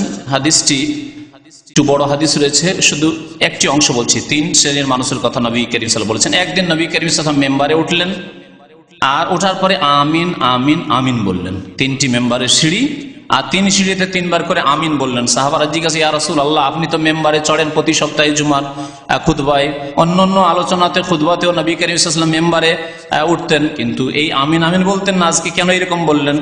বললেন, ইন্না জিবরিল আতানি, জিবরিল আলাইহিস সালাম আমার কাছে এসেছিলেন, এসে বললেন তিনটি কথা, তার মধ্যে একটি রমজান পেল, গুনাহ মাফ হলো না। রমজান আসলো গেল, গুনাহ মাফ হলো না। রমজানের পরে আবার পাপ করা শুরু করলো, ফজর নামাজ ছাড়া শুরু করলো, তাদের উপর অভিশাপ। আর একটি হচ্ছে যারা মান আদরাকা আবাওয়াইহি আও আহাদাহুমা, মাতা পিতাকে পেল অথবা একজনকে পেল, ফালাম ইয়াবাররাহুমা, কিন্তু মাতা পিতার সেবা করলো না, যত্ন করলো না, ফামাতা, ওই অবস্থায় মারা গেল, ফাদাখালান নার, জাহান্নামে যাবে সেই ব্যক্তি। ফাআবাদাহুল্লাহ, আল্লাহ তাকে রহমত থেকে বঞ্চিত করুক, দূরে করুক। কুল আমিন, জিবরিল আলাইহিস সালাম বলছেন তুমি আমিন বলো হে রাসূলুল্লাহ। নবী করিম সাল্লাল্লাহু আলাইহি ওয়াসাল্লাম আমিন বলেছিলেন। আর একটি ব্যক্তি ছিল নবী সাল্লাল্লাহু আলাইহি ওয়াসাল্লামের উপর যারা দুরুদ না পড়ে, সুন্নতি দুরুদ পড়তে হবে। নবীর নাম আসলে সাল্লাল্লাহু আলাইহি ওয়াসাল্লাম, যেই ব্যক্তির নাম উল্লেখ করবেন সেও, আর যারা শুনবেন তারাও। আর এই নয় যে সম্মিলিত আমাদের দেশীয় বিদাতি তরিকার দুরুদ, ওয়াজ মাহফিলের দুরুদ আলাদা, তো নামাজের দুরুদ আলাদা, আর যখন নবীর নাম আসছে কোনো দুরুদ নেই। নবী পাক বলেছেন, নবী পাক বলেছেন, নবী বলেছেন, হুজুর বলেছেন, এইসব না আমাদের দেশি বক্তব্য। দেশীয় বক্তব্য যখন ভালো করে খেয়াল করে দেখবেন, আমি বেশ কয়েকজন বক্তার বক্তব্য শুনলাম, বেরেলভি, দেওবন্দি আর অন্যান্য জামাতের ভাইদেরও বক্তব্য শুনলাম। নবী পাক বলেছেন, আর না হয় হুজুর বলেছেন, বা প্রিয় নবী বলেছেন, ইত্যাদি এরকম বলছে, কিন্তু সাল্লাল্লাহু আলাইহি ওয়াসাল্লাম বের হয়নি। এত বখিল। পক্ষান্তরে যেমনই খুতবা শেষ হলো, তারপরে মহব্বতের সাথে জোরে সরে একটু দুরুদ পড়েন, আল্লাহুম্মা শুরু করে দিল, আল্লাহুম্মা বলে বসে আছে, আর বাকি শ্রোতারা সাইয়্যিদানা মাওলানা করছে। বিদাতি তরিকা সম্মিলিত দুরুদ পড়া, যেইভাবে সাহাবায়ে কেরামরা দুরুদ পড়েছেন সেইভাবে পড়তে হবে। ইসলাম নাযিল হলো আল্লাহর নবীর উপর, নবী করিম সাল্লাল্লাহু আলাইহি ওয়াসাল্লাম তা ব্যাখ্যা করে সাহাবায়ে কেরামকে বুঝালেন, তারা প্রথম এই ইসলামকে পালন করলেন, তাহলে তাদেরকে আদর্শ মানতে হবে না? তারা যেইভাবে দুরুদ পেশ করেছেন সেইভাবে দুরুদ পেশ করতে হবে। তারা আনুষ্ঠানিক এইভাবে সম্মিলিত দুরুদ পাঠ করেননি, এই গানের ছলে দুরুদ পাঠ করেননি যে মাতিয়ে ফেললেন একবারে মজলিসকে, না।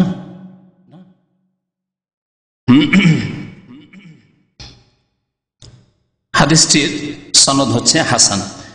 আর একটি হাদিস রয়েছে, মিশকাতে হাদিসটি রয়েছে। হাদিসটি আল্লাহ পাক ভালো জানেন, কারণ হাদিসটি সম্পর্কে আল্লাহ আলবানী রহমতুল্লাহ বলছেন যে হাদিসটি স্টাডি করে আমি শেষ পর্যন্ত পৌঁছিতে পারিনি, তবে হাদিসটি দ্বারা প্রমাণিত এই হয় যে যারা মাতা পিতার অবাধ্য অথবা মাতা পিতায় কষ্ট দেবে, তাদের উপর আখিরাতের আগে দুনিয়াতেই শাস্তি নেমে আসবে।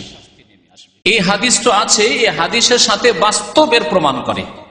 এরকম বহু ঘটনা আপনারাও দেখেছেন, এবং আমি এই অল্প বয়সেও অনেক ঘটনাই দেখেছি, যারা দুনিয়াতে মাতা পিতাকে কষ্ট দিয়েছে, তাদের ছেলে মেয়েরা তাদেরকে কষ্ট দিয়েছে। একটি ঘটনা উল্লেখ করেছেন এক লেখক, এই মাতা পিতার সেবা সম্পর্কে লিখতে গিয়ে, যে এক ব্যক্তি তার মাকে খুব কষ্ট দিত, আর বাড়ি থেকে তার বইয়ের স্ত্রীর কথা শুনে বাড়ি থেকে বের করে দিত, বাড়ি থেকে বাড়ির যে আপনার উঠান আছে, উঠানে বের করে দিত। তার ছেলেরা যখন বড় হলো তখন ওই বৃদ্ধ বাবাকে, অর্থাৎ যেই ছেলে মায়ের সাথে ওই বদাচরণ করত, তাকে মারতে মারতে ধাক্কা দিয়ে বের করে রাস্তায় নামিয়ে দিচ্ছে। তখন ওই বৃদ্ধ বলছে যে বাবারে হয়ে গেছে, বাস বাস বাস, আমি তো এত দূর করিনি, আমি তো ওই বাড়ির উঠান পর্যন্ত আমার মাকে বের করেছি, তোমরা এত দূর রাস্তাতে কেন আমাকে বের করে দিলে? তখন ছেলেরা বলছে যে ওই বাড়ির উঠান পর্যন্ত এটা ফরজ ছিল, আর বাকিটা তোমাকে নফল দিলাম, এটা নফল দিলাম তোমাকে। গত সপ্তাহে বলেছি যেমন কর্ম তেমন ফল, এবং দুনিয়ায় পাওয়া যাবে। তা হাদিসটি শোনাই, মিশকাতে রয়েছে হাদিসটি, মাতা পিতার সেবার অধ্যায়। আবু বকর রাদিয়াল্লাহু তাআলা আনহু হাদিসটি বর্ণনা করেছেন, কালা রাসূলুল্লাহ কুল্লু যুনুবি ইয়াগফিরুল্লাহু মিনহু মা শা, প্রত্যেক গুনাহ আল্লাহ পাক রব্বুল আলামিন ইচ্ছা করলে মাফ করতে পারেন। শিরক আল্লাহ মাফ করবেন, এটা জানা আছে আপনাদের। কিন্তু শিরক ছাড়া আরেকটি গুনাহ আছে, সেই গুনাহ করে যদি বিনা তওবায় মারা যায়, দুনিয়াতেও আল্লাহ শাস্তি দেবেন এবং মাফ করবেন না। কি? ইল্লা হুকুকুল ওয়ালিদাইন, মাতা পিতার অবাধ্যতা, মাতা পিতাকে কষ্ট দাও, এই গুনাহ আল্লাহ মাফ করবেন না। ফাইন্নাহু ইউআজ্জালু লিসাহিবিহি ফিল হায়াতি ক্বাবলা আল মামাত, যেই ব্যক্তি মাতা পিতার অবাধ্য হবে, মাতা পিতাকে কষ্ট দেবে, তাকে আল্লাহ পাক দুনিয়াতেই শাস্তি দেবেন ক্বাবলাল মামাত, মওতের আগে। মওতের আগে মা বাবাকে খেতে দিত না, এমন একটা যুগ আসবে যে নিজে বৃদ্ধ হবে, তখন তার ছেলে মেয়েরাও দেখাশোনা করবে না, কষ্ট দেবে। আর একটি হাদিস রয়েছে, সহিহ বুখারীতে রয়েছে, যে মাতা পিতার অবাধ্য হওয়া, মাতা পিতাকে কষ্ট দেওয়া হচ্ছে কাবিরা গুনাহ। বরং আকবরুল কাবায়ের, যেগুলি কাবিরা গুনাহ রয়েছে, সেগুলির শীর্ষস্থানে সবচেয়ে বড় কাবিরা গুনাহ। শিরকের পাশাপাশি নবী করিম সাল্লাল্লাহু আলাইহি ওয়াসাল্লাম উল্লেখ করেছেন, আবু বকর রাদিয়াল্লাহু তাআলা এই হাদিসটি উল্লেখ করেছেন, কালান নবী সাল্লাল্লাহু আলাইহি ওয়াসাল্লাম, নবী করিম সাল্লাল্লাহু আলাইহি ওয়াসাল্লাম বলেন, আলা উনাব্বিউকুম বিআকবারিল কাবায়ের, তোমাদেরকে কি সবচেয়ে বড় গুনাহগুলির বড় গুনাহ বলে দেব? আকবরুল কাবায়ের মানে কাবিরা গুনাহ, বড় গুনাহগুলির যেগুলি বড় গুনাহ, সেগুলি সম্পর্কে তোমাদেরকে বলে দেব নাকি? সালাসান, তিনবার করে বললেন রাসূলুল্লাহ সাল্লাল্লাহু আলাইহি ওয়াসাল্লাম। কালু বালা ইয়া রাসূলুল্লাহ, লোকেরা বলল ইয়া রাসূলুল্লাহ, বলেন অবশ্যই। বললেন রাসূলুল্লাহ সাল্লাল্লাহু আলাইহি ওয়াসাল্লাম, আল ইশরাক বিল্লাহ, প্রথম সবচেয়ে বড় গুনাহ হচ্ছে আকবরুল কাবায়ের, আল্লাহর সাথে শিরিক করা, আল্লাহ ছাড়া অন্যকে সেজদা করা, কবর মাজারে সেজদা করা, প্রতিমা পুতুলকে যেমন সেজদা করা সবচেয়ে বড় অপরাধ, সবচেয়ে বড় পাপ হচ্ছে কবর মাজারে সেজদা করা, যা মুসলিমদের শিরক। কবর মাজারে গিয়ে কবরওয়ালার কাছে দোয়া করা, মাজারওয়ালার কাছে দোয়া করা, যে পীর ওলির কাছে পাবো, কেউ ছেলে নিতে যায়, কেউ রোগ ভালো করার আশায় যায় যে রোগ ভালো হবে, আর সেখানকার মাটি নিয়ে আসলে সেই মাটিতে শেফা রয়েছে, সেখানকার গজাড় মাছে শেফা রয়েছে, সেখানকার কচ্ছপে শেফা রয়েছে, এসব শিরকি আকীদা, এই সবচেয়ে বড় পাপ। সেখানে গিয়ে খাসি মোরগ জবাই করলে মনের কামনা বাসনা পূরণ হয়, চাদর গিলাপ চড়ালে মনের কামনা বাসনা পূরণ হয়, এগুলি হচ্ছে সবচেয়ে বড় পাপ, আল ইশরাক বিল্লাহ। 2 নম্বরে সবচেয়ে বড় গুনাহ হচ্ছে শিরকের পর উকুল ওয়ালিদাইন, মাতা পিতার অবাধ্য হওয়া, মাতা পিতার নাফরমানি করা, ওয়া জালাসা ওয়া কানা মুত্তাকিয়া। তারপরে রাসূলুল্লাহ সাল্লাল্লাহু আলাইহি ওয়াসাল্লাম, তার আগে পর্যন্ত রাসূলুল্লাহ সাল্লাল্লাহু আলাইহি ওয়াসাল্লাম কাত হয়ে শুয়েছিলেন, উঠে বসে গেলেন। তাহলে আরো গুরুত্বপূর্ণ বিষয়, আরো সতর্ক করতে চাইছেন রাসূলুল্লাহ সাল্লাল্লাহু আলাইহি ওয়াসাল্লাম, কাবিরা গুনাহ বর্ণনা করছেন, বসে গেছেন। যেমন কথা বলতে বলতে হঠাৎ করে যদি বসে যান, তার মানে আপনি এখানে আরো কিছু প্রস্তুত হচ্ছে। রাসূলুল্লাহ সাল্লাল্লাহু আলাইহি ওয়াসাল্লাম বলেন, আলা ওয়া কাউলুজ জুর, এবং মিথ্যা কথা বলা। অন্য হাদিসে ওয়া শাহাদাতু, মিথ্যা সাক্ষী দেওয়া। আজকালকার জামানায় মিথ্যা সাক্ষী দিয়ে, কেসকে বানিয়ে, উকিলের সাথে পরামর্শ নিয়ে কেমন করে কেসকে সাজাতে হবে তাহলে আমি জিততে পারবো, জমি জায়গার ক্ষেত্রে, বাড়ি ঘরের ক্ষেত্রে, বিভিন্ন হকের ক্ষেত্রে আসল কেস থাকে না আদালতে, আদালতে বানানো হয় কেসকে। এই ল পড়ে, ওকালতি পড়ে কেস বানিয়ে মানুষকে শিখিয়ে দেয় যে এইরকম বলবে তুমি, তাহলে তোমাকে জিতাতে পারবো। এই হচ্ছে ওকালতির ব্যবসা। বারবার করে রাসূলুল্লাহ সাল্লাল্লাহু আলাইহি ওয়াসাল্লাম বলছেন, ওয়া কাউলুজ জুর ওয়া শাহাদাতুজ জুর, মিথ্যা সাক্ষী দাও, মিথ্যা কথা। হাত্তা কুলনা লাইতাহু সাকাতা, বলছেন সাহাবায়ে কেরামরা, এমন আমাদের ভয় হলো যে নবী সাল্লাল্লাহু আলাইহি ওয়াসাল্লাম যদি চুপ থেকে যেতেন। নবী সাল্লাল্লাহু আলাইহি ওয়াসাল্লাম অত্যন্ত রাগান্বিত হয়ে গেছেন, অত্যন্ত তিনি এতে চলে এসেছেন, আবেগে চলে এসেছেন, যে মিথ্যা কথা বলা এবং মিথ্যা সাক্ষী দেওয়া যে কত বড় অপরাধ। তাহলে 3টি আকবরুল কাবায়ের বড় গুনাহগুলি, সবচেয়ে বড় গুনাহ নবী সাল্লাল্লাহু আলাইহি ওয়াসাল্লাম করে, একটি হচ্ছে শিরক করা, একটি হচ্ছে মাতা পিতার অবাধ্য হওয়া, আর 3 নম্বরে হচ্ছে মিথ্যা সাক্ষী দেওয়া, মিথ্যা কথা বলা। মাতা পিতার অবাধ্য হওয়ার কিছু লক্ষণ আছে, যেমন মাতা পিতার অনুগত হওয়ার কিছু লক্ষণ আছে, তেমন মাতা পিতার অবাধ্য হওয়ারও বেশ কিছু খারাপ লক্ষণ আছে। তার মধ্যে একটি লক্ষণ হচ্ছে যে মাতা পিতাকে খেতে না দেওয়া, বিশেষ করে যখন তাদের প্রয়োজন, বৃদ্ধ হয়ে গেছেন, এখন তাদের খরচ খরচার ব্যবস্থা নেই, এত জমি জায়গায় নেই, বা এত এরকম ব্যবসা বাণিজ্যের জন্য যে তারা নিজে স্বয়ং সম্পূর্ণ, এমন নয়। এই সময় তাদের ব্যয় বহন করা ছেলেদের ওপরে ফরজ, বিশেষ করে যখন মহতাজ মুখাপেক্ষী তারা হবেন। তাহলে মাতা পিতার নাফরমানির একটি লক্ষণ হচ্ছে যে ব্যয় বহন না করা মাতা পিতার, বৃদ্ধদের বিশেষ করে। যখন বা বৃদ্ধ নয় কিন্তু হয়তো অভাবী, আপনি বিদেশে চলে আসছেন, পয়সা ইনকাম করছেন, আর আপনার আব্বা হয়তো 40-45 বছরই বয়স, 50 বছরই বয়স, কাজ করতে পারছেন, কিন্তু সেই কাজ করে যথেষ্ট না, তার কঠোর পরিশ্রম মেহনত করতে হচ্ছে। আর আপনি এখানে বড় লোকই করছেন, কত অপচয় করছেন, সিগারেটের হারাম খরচ করছেন, বন্ধু বান্ধব বুভিয়াই কত টাকা পয়সা খরচ করছেন, মাতা পিতা ঠিকভাবে খরচ পৌঁছান না, খরচ, খাওয়া খরচ, পড়া খরচ, চিকিৎসা খরচ, তাদের ট্রান্সপোর্টের খরচ, কোথাও যাতায়াত করতে হবে সেসব খরচ, এই সব খরচ বহন করা খরচ। মাতা পিতার খেদমত থেকে, সেবা থেকে বিমুখ হওয়া, পালাবার চেষ্টা করা, খেদমত যাতে না করতে হয়। শহরে থাকবেন, গ্রামে থাকবেন না, মা বাবার কাছে থাকবেন না, এইরকম না করা।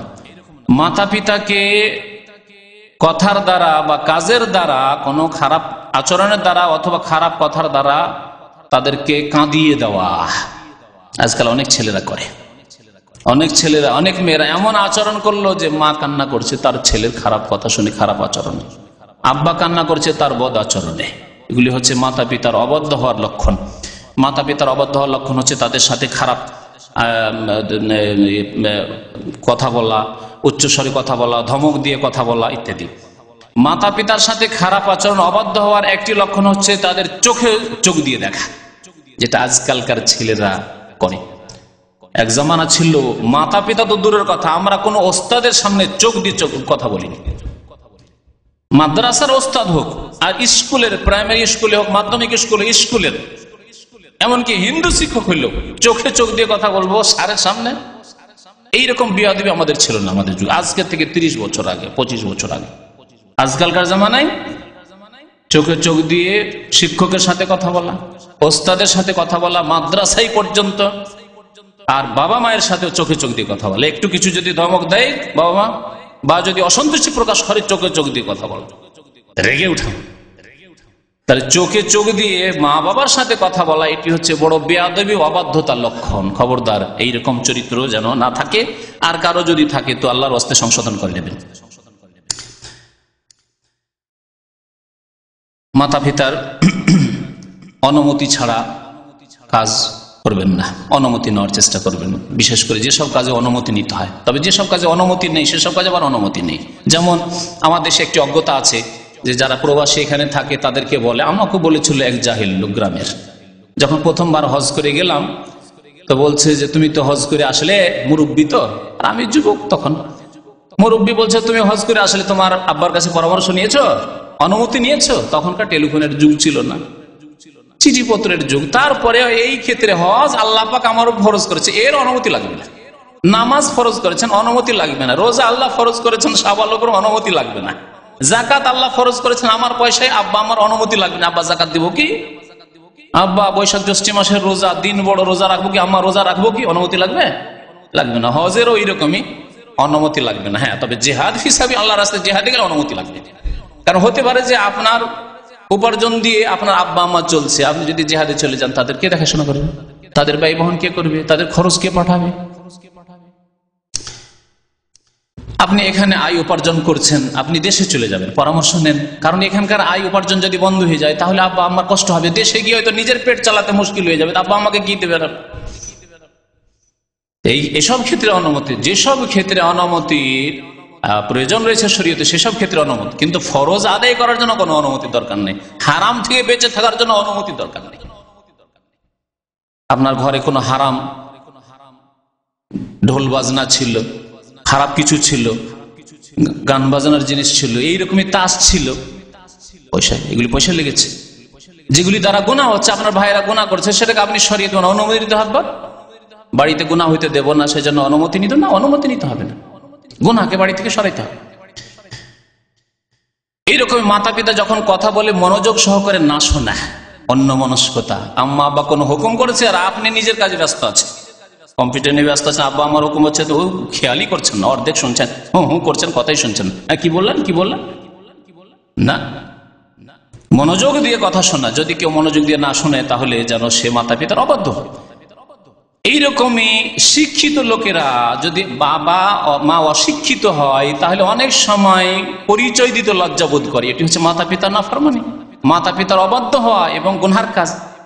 কোন লজ্জা নেই, আল্লাহ পাক রব্বুল আলামিন তাকে চাষী করেছেন, কিন্তু আল্লাহ পাক সম্মানিত করেছেন, আপনাকে ডাক্তার করেছেন, আপনাকে আল্লাহ আলেম করেছেন, আপনাকে আল্লাহ সম্মানিত করেছেন। অবশ্যই পরিচয় দিতে হবে যে ইনি আমার আব্বা। মাতা পিতাকে বাড়ি থেকে যদি কেউ বের করে দেয় অথবা সম্মানের সাথে বাড়ি থেকে বের করলো যে আব্বা আম্মা আপনার খেদমত একটু বাড়ির চাইতে বেশি হবে, ওই সরকারি যে আবাসস্থল আছে সেখানে আপনাকে দিয়ে চলে আসি, শিবির আছে ওখানে দিয়ে চলে আসি, সরকারের সেবা যত্ন খুব ভালো না, আপনি যেখানে রয়েছেন আল্লাহ পাক আপনাকে নিয়ামত দিয়েছেন, টাকা পয়সা দিয়েছেন, আপনি তাদের দেখাশোনা করবেন, কেন আপনি দিয়ে আসবেন সরকারের উপরে। উন্নত দেশগুলিতে এইরকমই করছে মা বাবার সাথে। এইরকমই মা বাবার ঘরে হারাম কিছু ঢুকানো, এটি হচ্ছে মাতা পিতার অবাধ্য। আপনি খুব শোনেন মাতা পিতার কথা, কিন্তু আপনি তাস খেলবেন, তাস বাড়িতে ঢুকাবেন, মদ খাবেন, মদ নিয়ে যাবেন বাড়িতে, আপনি বিড়ি সিগারেট খাবেন, বিড়ি সিগারেট আপনার আব্বা আম্মা ঘৃণা করে, পছন্দ করে না, আর আপনি বিড়ি সিগারেট নিয়ে যাবেন বাড়িতে, আর বাড়িকে গন্ধ করে দেবেন আপনি। এগুলি হচ্ছে মাতা পিতাকে কষ্ট দেয় এবং নাফরমানি করা। বাড়িতে আপনি ইন্টারনেট লাগাবেন, আব্বা বলছেন না এসব করলে গুনাহ হবে, করতে হবে না, গুনার জন্য করছেন আপনি, খবরদার করবেন না। বাড়িতে আপনি ডিশ লাগাবেন, না জায়েজ নাই, মাতা পিতা কষ্ট দাও। আম্মা আব্বা দিনদার নামাজ পড়ে আর আপনি বাড়িতে ডিশ লাগিয়ে আপনি খারাপ ছবি দেখছেন, ফিল্ম দেখছেন, ফিল্মের সিডি নিয়ে যাচ্ছেন আর আপনি দেখছেন, এগুলি হচ্ছে মাতা পিতার অবাধ্য হওয়ার অন্তর্ভুক্ত। এইরকমই মাতা পিতাকে সরাসরি গালি গালাজ করা, অথবা এমন ব্যক্তিকে গালি দিলেন যে ব্যক্তি আপনার মা বাবাকে গালি দিল, নবী করিম সাল্লাল্লাহু আলাইহি ওয়াসাল্লামের সহিহ হাদিসে এটাও কঠোরভাবে নিষেধ করা হয়েছে। কারণ তার মা বাবাকে যদি আপনি গালি না দিতেন, মা বাবা তুলে, তো আপনার মা বাবা তুলে গালি দিত না। আচ্ছা, আমাদের সেরকম গালি, তাহলে আপনি যেন কারণ হলেন আপনার মা বাবার গালির, ওর বাপ মাকে গালি না দিতেন, আপনার বাপ মাকেও গালি দিত না। সুতরাং এমন কাজ করবেন না। আল্লাহ পাক রব্বুল মুশরিকদের দেবী দেবতাকেও গালি দিতে নিষেধ করেছেন, কারণ তারা আল্লাহ পাক যিনি ইলাহে হক, সত্য মাবুদ, তাকে তারা গালি দিবে। ওয়ালা তাসুব্বুল্লাযিনা ইয়াদউনা মিন দুনিল্লাহ ফায়াসুব্বুল্লাহ আদওয়ান বিগাইরি ইলম।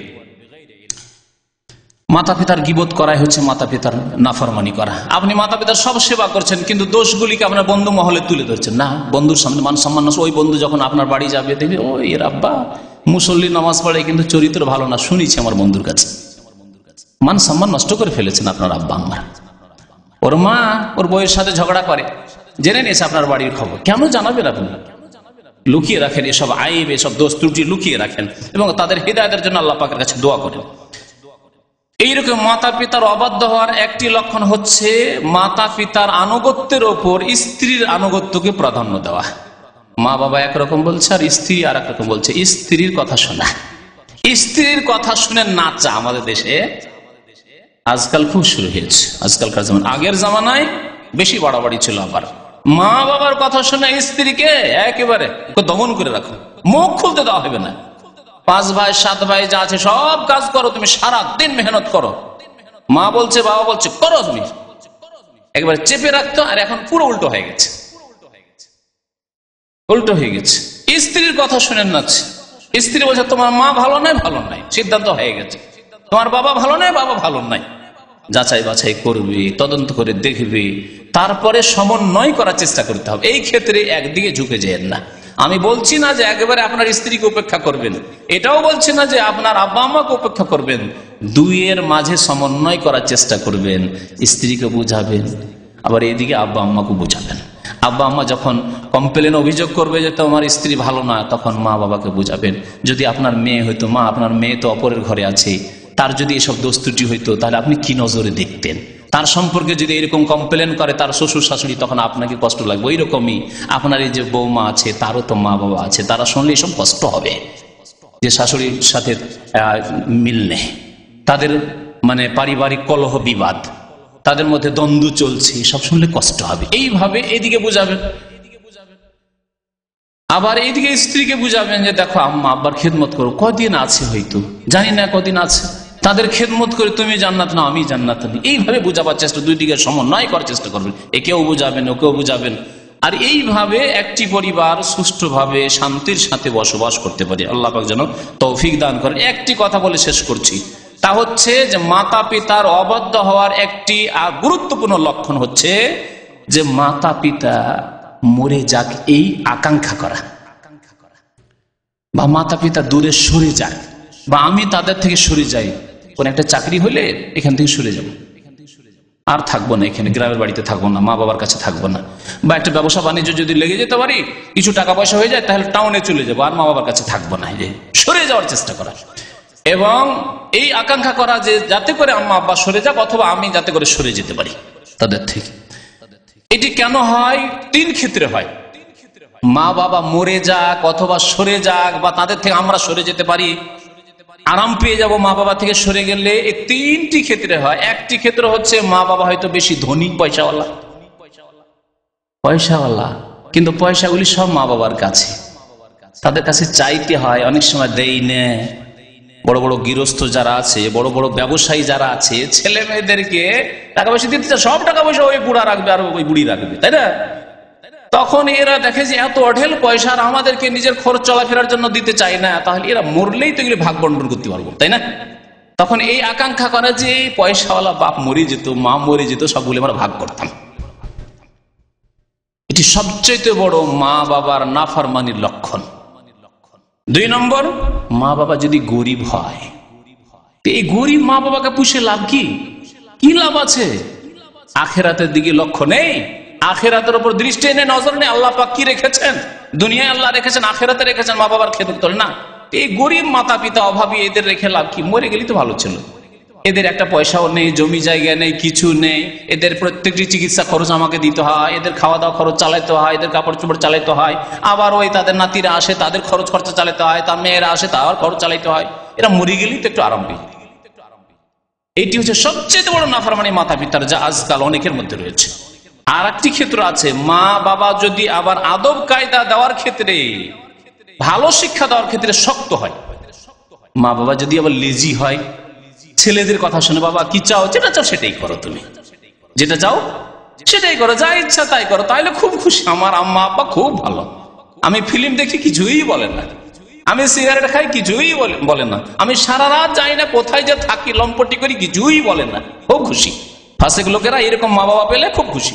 কিন্তু মা বাবা যদি শক্ত হয়, কোথায় ছিলি তুই এত রাত, শক্ত ভূমিকা, এসব কি করিস, পাপ করিস কেন, ঘরে টিভি নিয়ে এসছিস, তুই ফিল্ম দেখিস, তখন কেন পড়তে যাবি না, পড়াশোনা করবে না, ও স্কুলে যেতে চায় না, কলেজে যেতে চায় না, কেন পড়াশোনা করলে তোর ভাত নেই বাড়িতে। তখন আকাঙ্ক্ষা করে এরকম নাফরমান ছেলেরা যে মা বাবা মরে গেলেই ভালো হতো, তাইলে আর পড়তে বলতো না। মা বাবা মরে গেলে আরামে ফিল্মটা দেখতে পারতাম, মা বাবা মরে গেলে সিগারেট খেতে বাধা হইতো না, মা বাবা মরে গেলে কোনো মেয়ে নিয়ে মেয়ের সাথে অবৈধ সম্পর্ক করতে, টেলিফোন করতে কোনো অসুবিধা হইতো না। তাহলে তিন রকম, মা বাবা পয়সাওয়ালা হইলেও অনেক সময় আকাঙ্ক্ষা করে যারা মরলেই লাভ আছে, অনেক সময় গরিব হইলে আকাঙ্ক্ষা করে যে মরে যাক, এদেরকে রেখে লাভ কি আছে, মরে গেলে আরাম পাবো। আর অনেক সময় আদব কায়দা বেশি শিখালে, একটু শক্ত হইলে আদব কায়দা শেখানোর ক্ষেত্রে বলে এসব মা বাবা সরে গেলেই আরাম পেতাম। এটি হচ্ছে সবচেয়ে বড় নাফরমানি মাতা পিতার। আল্লাহ পাক রব্বুল আলামিন যেন ভালো কথা বোঝার এবং তার প্রতি আমল করার তৌফিক দান করেন। আল্লাহ পাক যেন আমাদেরকে মাতা পিতার সেবা যত্ন করার তৌফিক দান করেন, মাতা পিতার খেদমত করার যেন তৌফিক দান করেন। আল্লাহ পাক আমাদের গুনাহ খাতা যেন মাফ করে দেন, আমাদের নেক আমলের তৌফিক যেন দান করেন। রব্বানা আতিনা ফিদ দুনিয়া হাসানা ওয়া ফিল আখিরাতি হাসানা ওয়া কিনা আযাবান নার। ربنا ظلمنا انفسنا وان لم تغفر لنا وترحمنا لنكونن من الخاسرين رب ارحمهما كما ربياني صغيرا رب ارحمهما كما ربياني صغيرا رب اغفر لي ولوالدي وللمؤمنين يوم يقوم الحساب وصلى الله على نبينا محمد وعلى اله وصحبه اجمعين। প্রশ্ন হচ্ছে, যদি কোনো লোক তার ঘরে টিভি কিনে দেয় যার কারণে তার বাড়ির সবাই গুনাহগার হচ্ছে, এই ব্যক্তি কি দায়ুসের দলভুক্ত হবে? হ্যাঁ, তার স্ত্রীর জন্য যদি দেয় আর তার স্ত্রী গুনাহ করছে তো দায়ুস তাকে বলা যাবে। আর যদি বাড়িতে আরো ক্ষতি হচ্ছে, তো যেমন শুনলেন এগুলি মাতা পিতার নাফরমানির কাজ। দায়ুসও জান্নাতে যাবে না। আর মাতা পিতার যে অবাধ্য, মাতা পিতা সৎ লোক, নামাজি লোক, দিনদার লোক, আর ছেলে বাড়িতে টিভি ঢুকিয়ে, দেখেন টিভি শুধু হারাম নাই, বোঝার চেষ্টা করেন, কিন্তু টিভিকে কন্ট্রোল করে জায়েজ ক্ষেত্রে রাখাই হচ্ছে বড় বিষয়। ছেলে যদি ডাকাত হয় আর বাড়িতে যদি আপনি পেস্তুল রাখেন, তাহলে কি আশা করা যেতে পারে? পেস্তুল নিয়ে ডাকাতি করতে যাবে না? হ্যাঁ। তো যদি আপনার ছেলে মেয়েরা যদি আল্লাহ ভীরু না হয়, দিনদার পরেশগার না হয়, আর বাড়িতে টিভি রাখেন, তাহলে হারাম, কারণ সম্ভাবনা গুনাহ হওয়ার রয়েছে। কিন্তু ছেলে মেয়ে যদি আল্লাহওয়ালা পরেশগার হয়, আর তারা শুধু ইসলামিক প্রোগ্রাম দেখার জন্য, ইসলামিক প্রোগ্রামে সীমিত রাখার জন্য, কোন নাজায়েজ প্রোগ্রাম তারা শুনতে দেবে না, দেখতে দেবে না, রাখেন, তাহলে টিভিকে ওলামায়ে কেরাম বলেছেন যে অস্ত্রের মতো। অস্ত্র যদি পেঁয়াজ রসুন কাটার জন্য চাকু রাখেন তাহলে জায়েজ, কিন্তু যদি প্রতিবেশীর সাথে লড়াই করব, সুযোগ পেলে মারবো, সেজন্য চাকু যদি তেজ করে রাখেন তাহলে হারাম। তো পাইকারি হারে কখনো এইরকম ফতোয়া দেবেন না যে ফতোয়াগুলো আমাদের এক সাইডে জাহেল বক্তারি দিয়ে থাকে যে টিভি হারাম, টিভি হারাম। না, টিভি হালাল হইতে পারে, হারাম হইতে পারে, তবে ক্ষেত্র হারামের বেশি। সুতরাং সতর্কতামূলক আপনি হারাম থেকে বাঁচার জন্য আপনি অনেক জায়েজ কাজ ছেড়ে দেন, যেমন আমরা ছেড়ে রেখেছি। টিভি কেনার পয়সা আছে, তবু টিভি এই জন্যই কিনি না যে হয়তো কন্ট্রোলে রাখতে পারবো না। এইরকম বেশ কিছু আলেম কে জানি যারা প্রথম দিকে টিভি রাখতো না, তারপরে নিজের বাড়িতে টিভি রাখতে শুরু করেছে, তারপরে কিছুদিন তো ভালো চলেছে, তারপরে ছেলে মেয়েরা তার অগোচরে, বাবার অগোচরে দেখা শুরু করেছে। মা ভাবছে যদি বলি তাহলে তো মারধর করবে, স্বামী আমার ছেলে মেয়েদেরকে মারধর করবে, ভয়ে ভয়ে বলছে না, এই করে ছেলে মেয়েগুলো ফাসেক হয়ে গেছে। এরকম বহু ঘটনা আছে। সুতরাং সতর্কতা অবলম্বন করার জন্য টিভি রাখে না, সেটি আলাদা কথা। কিন্তু আপনি স্বামী স্ত্রী যদি থাকেন আর আল্লাহকে ভয় করেন, আপনি দিনে ইসলামী প্রোগ্রাম দেখার জন্য টিভি রাখেন, যার দ্বারা আপনার উপকার হচ্ছে, তো অবশ্যই নাজায়েজ নাই, বরং নেকি, তাতে নেকি রয়েছে, কারণ আপনি নেকির কাজে ব্যবহার করছেন। এগুলি, এই প্রচার মাধ্যমগুলিকে নেকির কাজে ব্যবহার করতে হবে। জি, এক ভাই বলেছেন যে আমার আব্বা মারা গেছে, তার জন্য দোয়া করবেন। আরেক ভাই আজকে বাংলাদেশ থেকে টেলিফোন করেছেন, এখানে থাকতেন দীর্ঘদিন, মিজানুর রহমান বলে, তার ছেলে হয়েছে, প্রথম বিয়ে শাদী করার পরে দোয়া করার জন্য বলেছে। দোয়া করেন আল্লাহ পাক রব্বুল আলামিন যেন আমাদের গুনাহ খাতা মাফ করেন, যারা মারা গেছেন তাদেরকে আল্লাহ পাক জান্নাতবাসী করেন, আল্লাহ পাক যেন তাদেরকে কবরে যেন সুখময় স্থান দান করেন, জান্নাতুল ফিরদৌস তাদের দান করেন, আল্লাহ পাক রব্বুল আলামিন তাদের রুহের মাগফিরাত করেন, আল্লাহ পাক যেন তাদের পরিবার আত্মীয় স্বজনদেরকে সান্ত্বনা দান করেন, আল্লাহ পাক আমাদের ছেলে মেয়েদেরকে যেন সালেহ নেক বানান, তাদেরকে দিনের ভালো আলেম যেন বানান, দিনের ভালো খাদেম যেন বানান, আমিন। ওরস শরীফ, ওরস হচ্ছে শিরকের স্থান। এই যে ওরস লাগে মাজারগুলিতে, এগুলি হচ্ছে শিরকের স্থান। ইয়া রাসূলুল্লাহ, আল্লাহু আকবার, ইয়া রাসূলুল্লাহ, ইয়া গাউসুল আজম। গাউসুল আজম এরা বলছে আব্দুল কাদের জিলানীকে, হে মহান উদ্ধারকারী। গৌস মানে উদ্ধারকারী, আর আজম মানে মহান। হে মহান উদ্ধারকারী কে হইতে পারে বলুন তো দেখি? একমাত্র আল্লাহ পাক।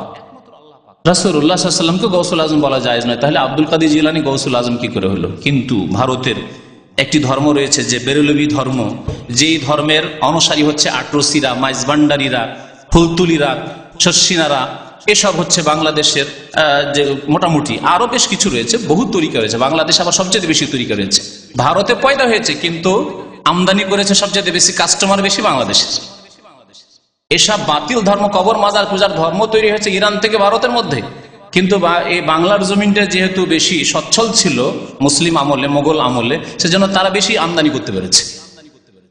যতগুলি মাজার কবর এগুলি সবচেয়ে বেশি বাংলার জমিনে রয়েছে। এই কারণে আল্লাহ পাক যেন বুঝার তৌফিক দান করেন, শিরক বিদআত থেকে মুসলিম জাতিকে বেঁচে থাকার তৌফিক দান করেন। সুবহান রাব্বিকা রাব্বিল ইজ্জাতি আম্মা ইয়াসিফুন ওয়া সালামুন আলাল মুরসালিন ওয়ালহামদুলিল্লাহি রাব্বিল আলামিন।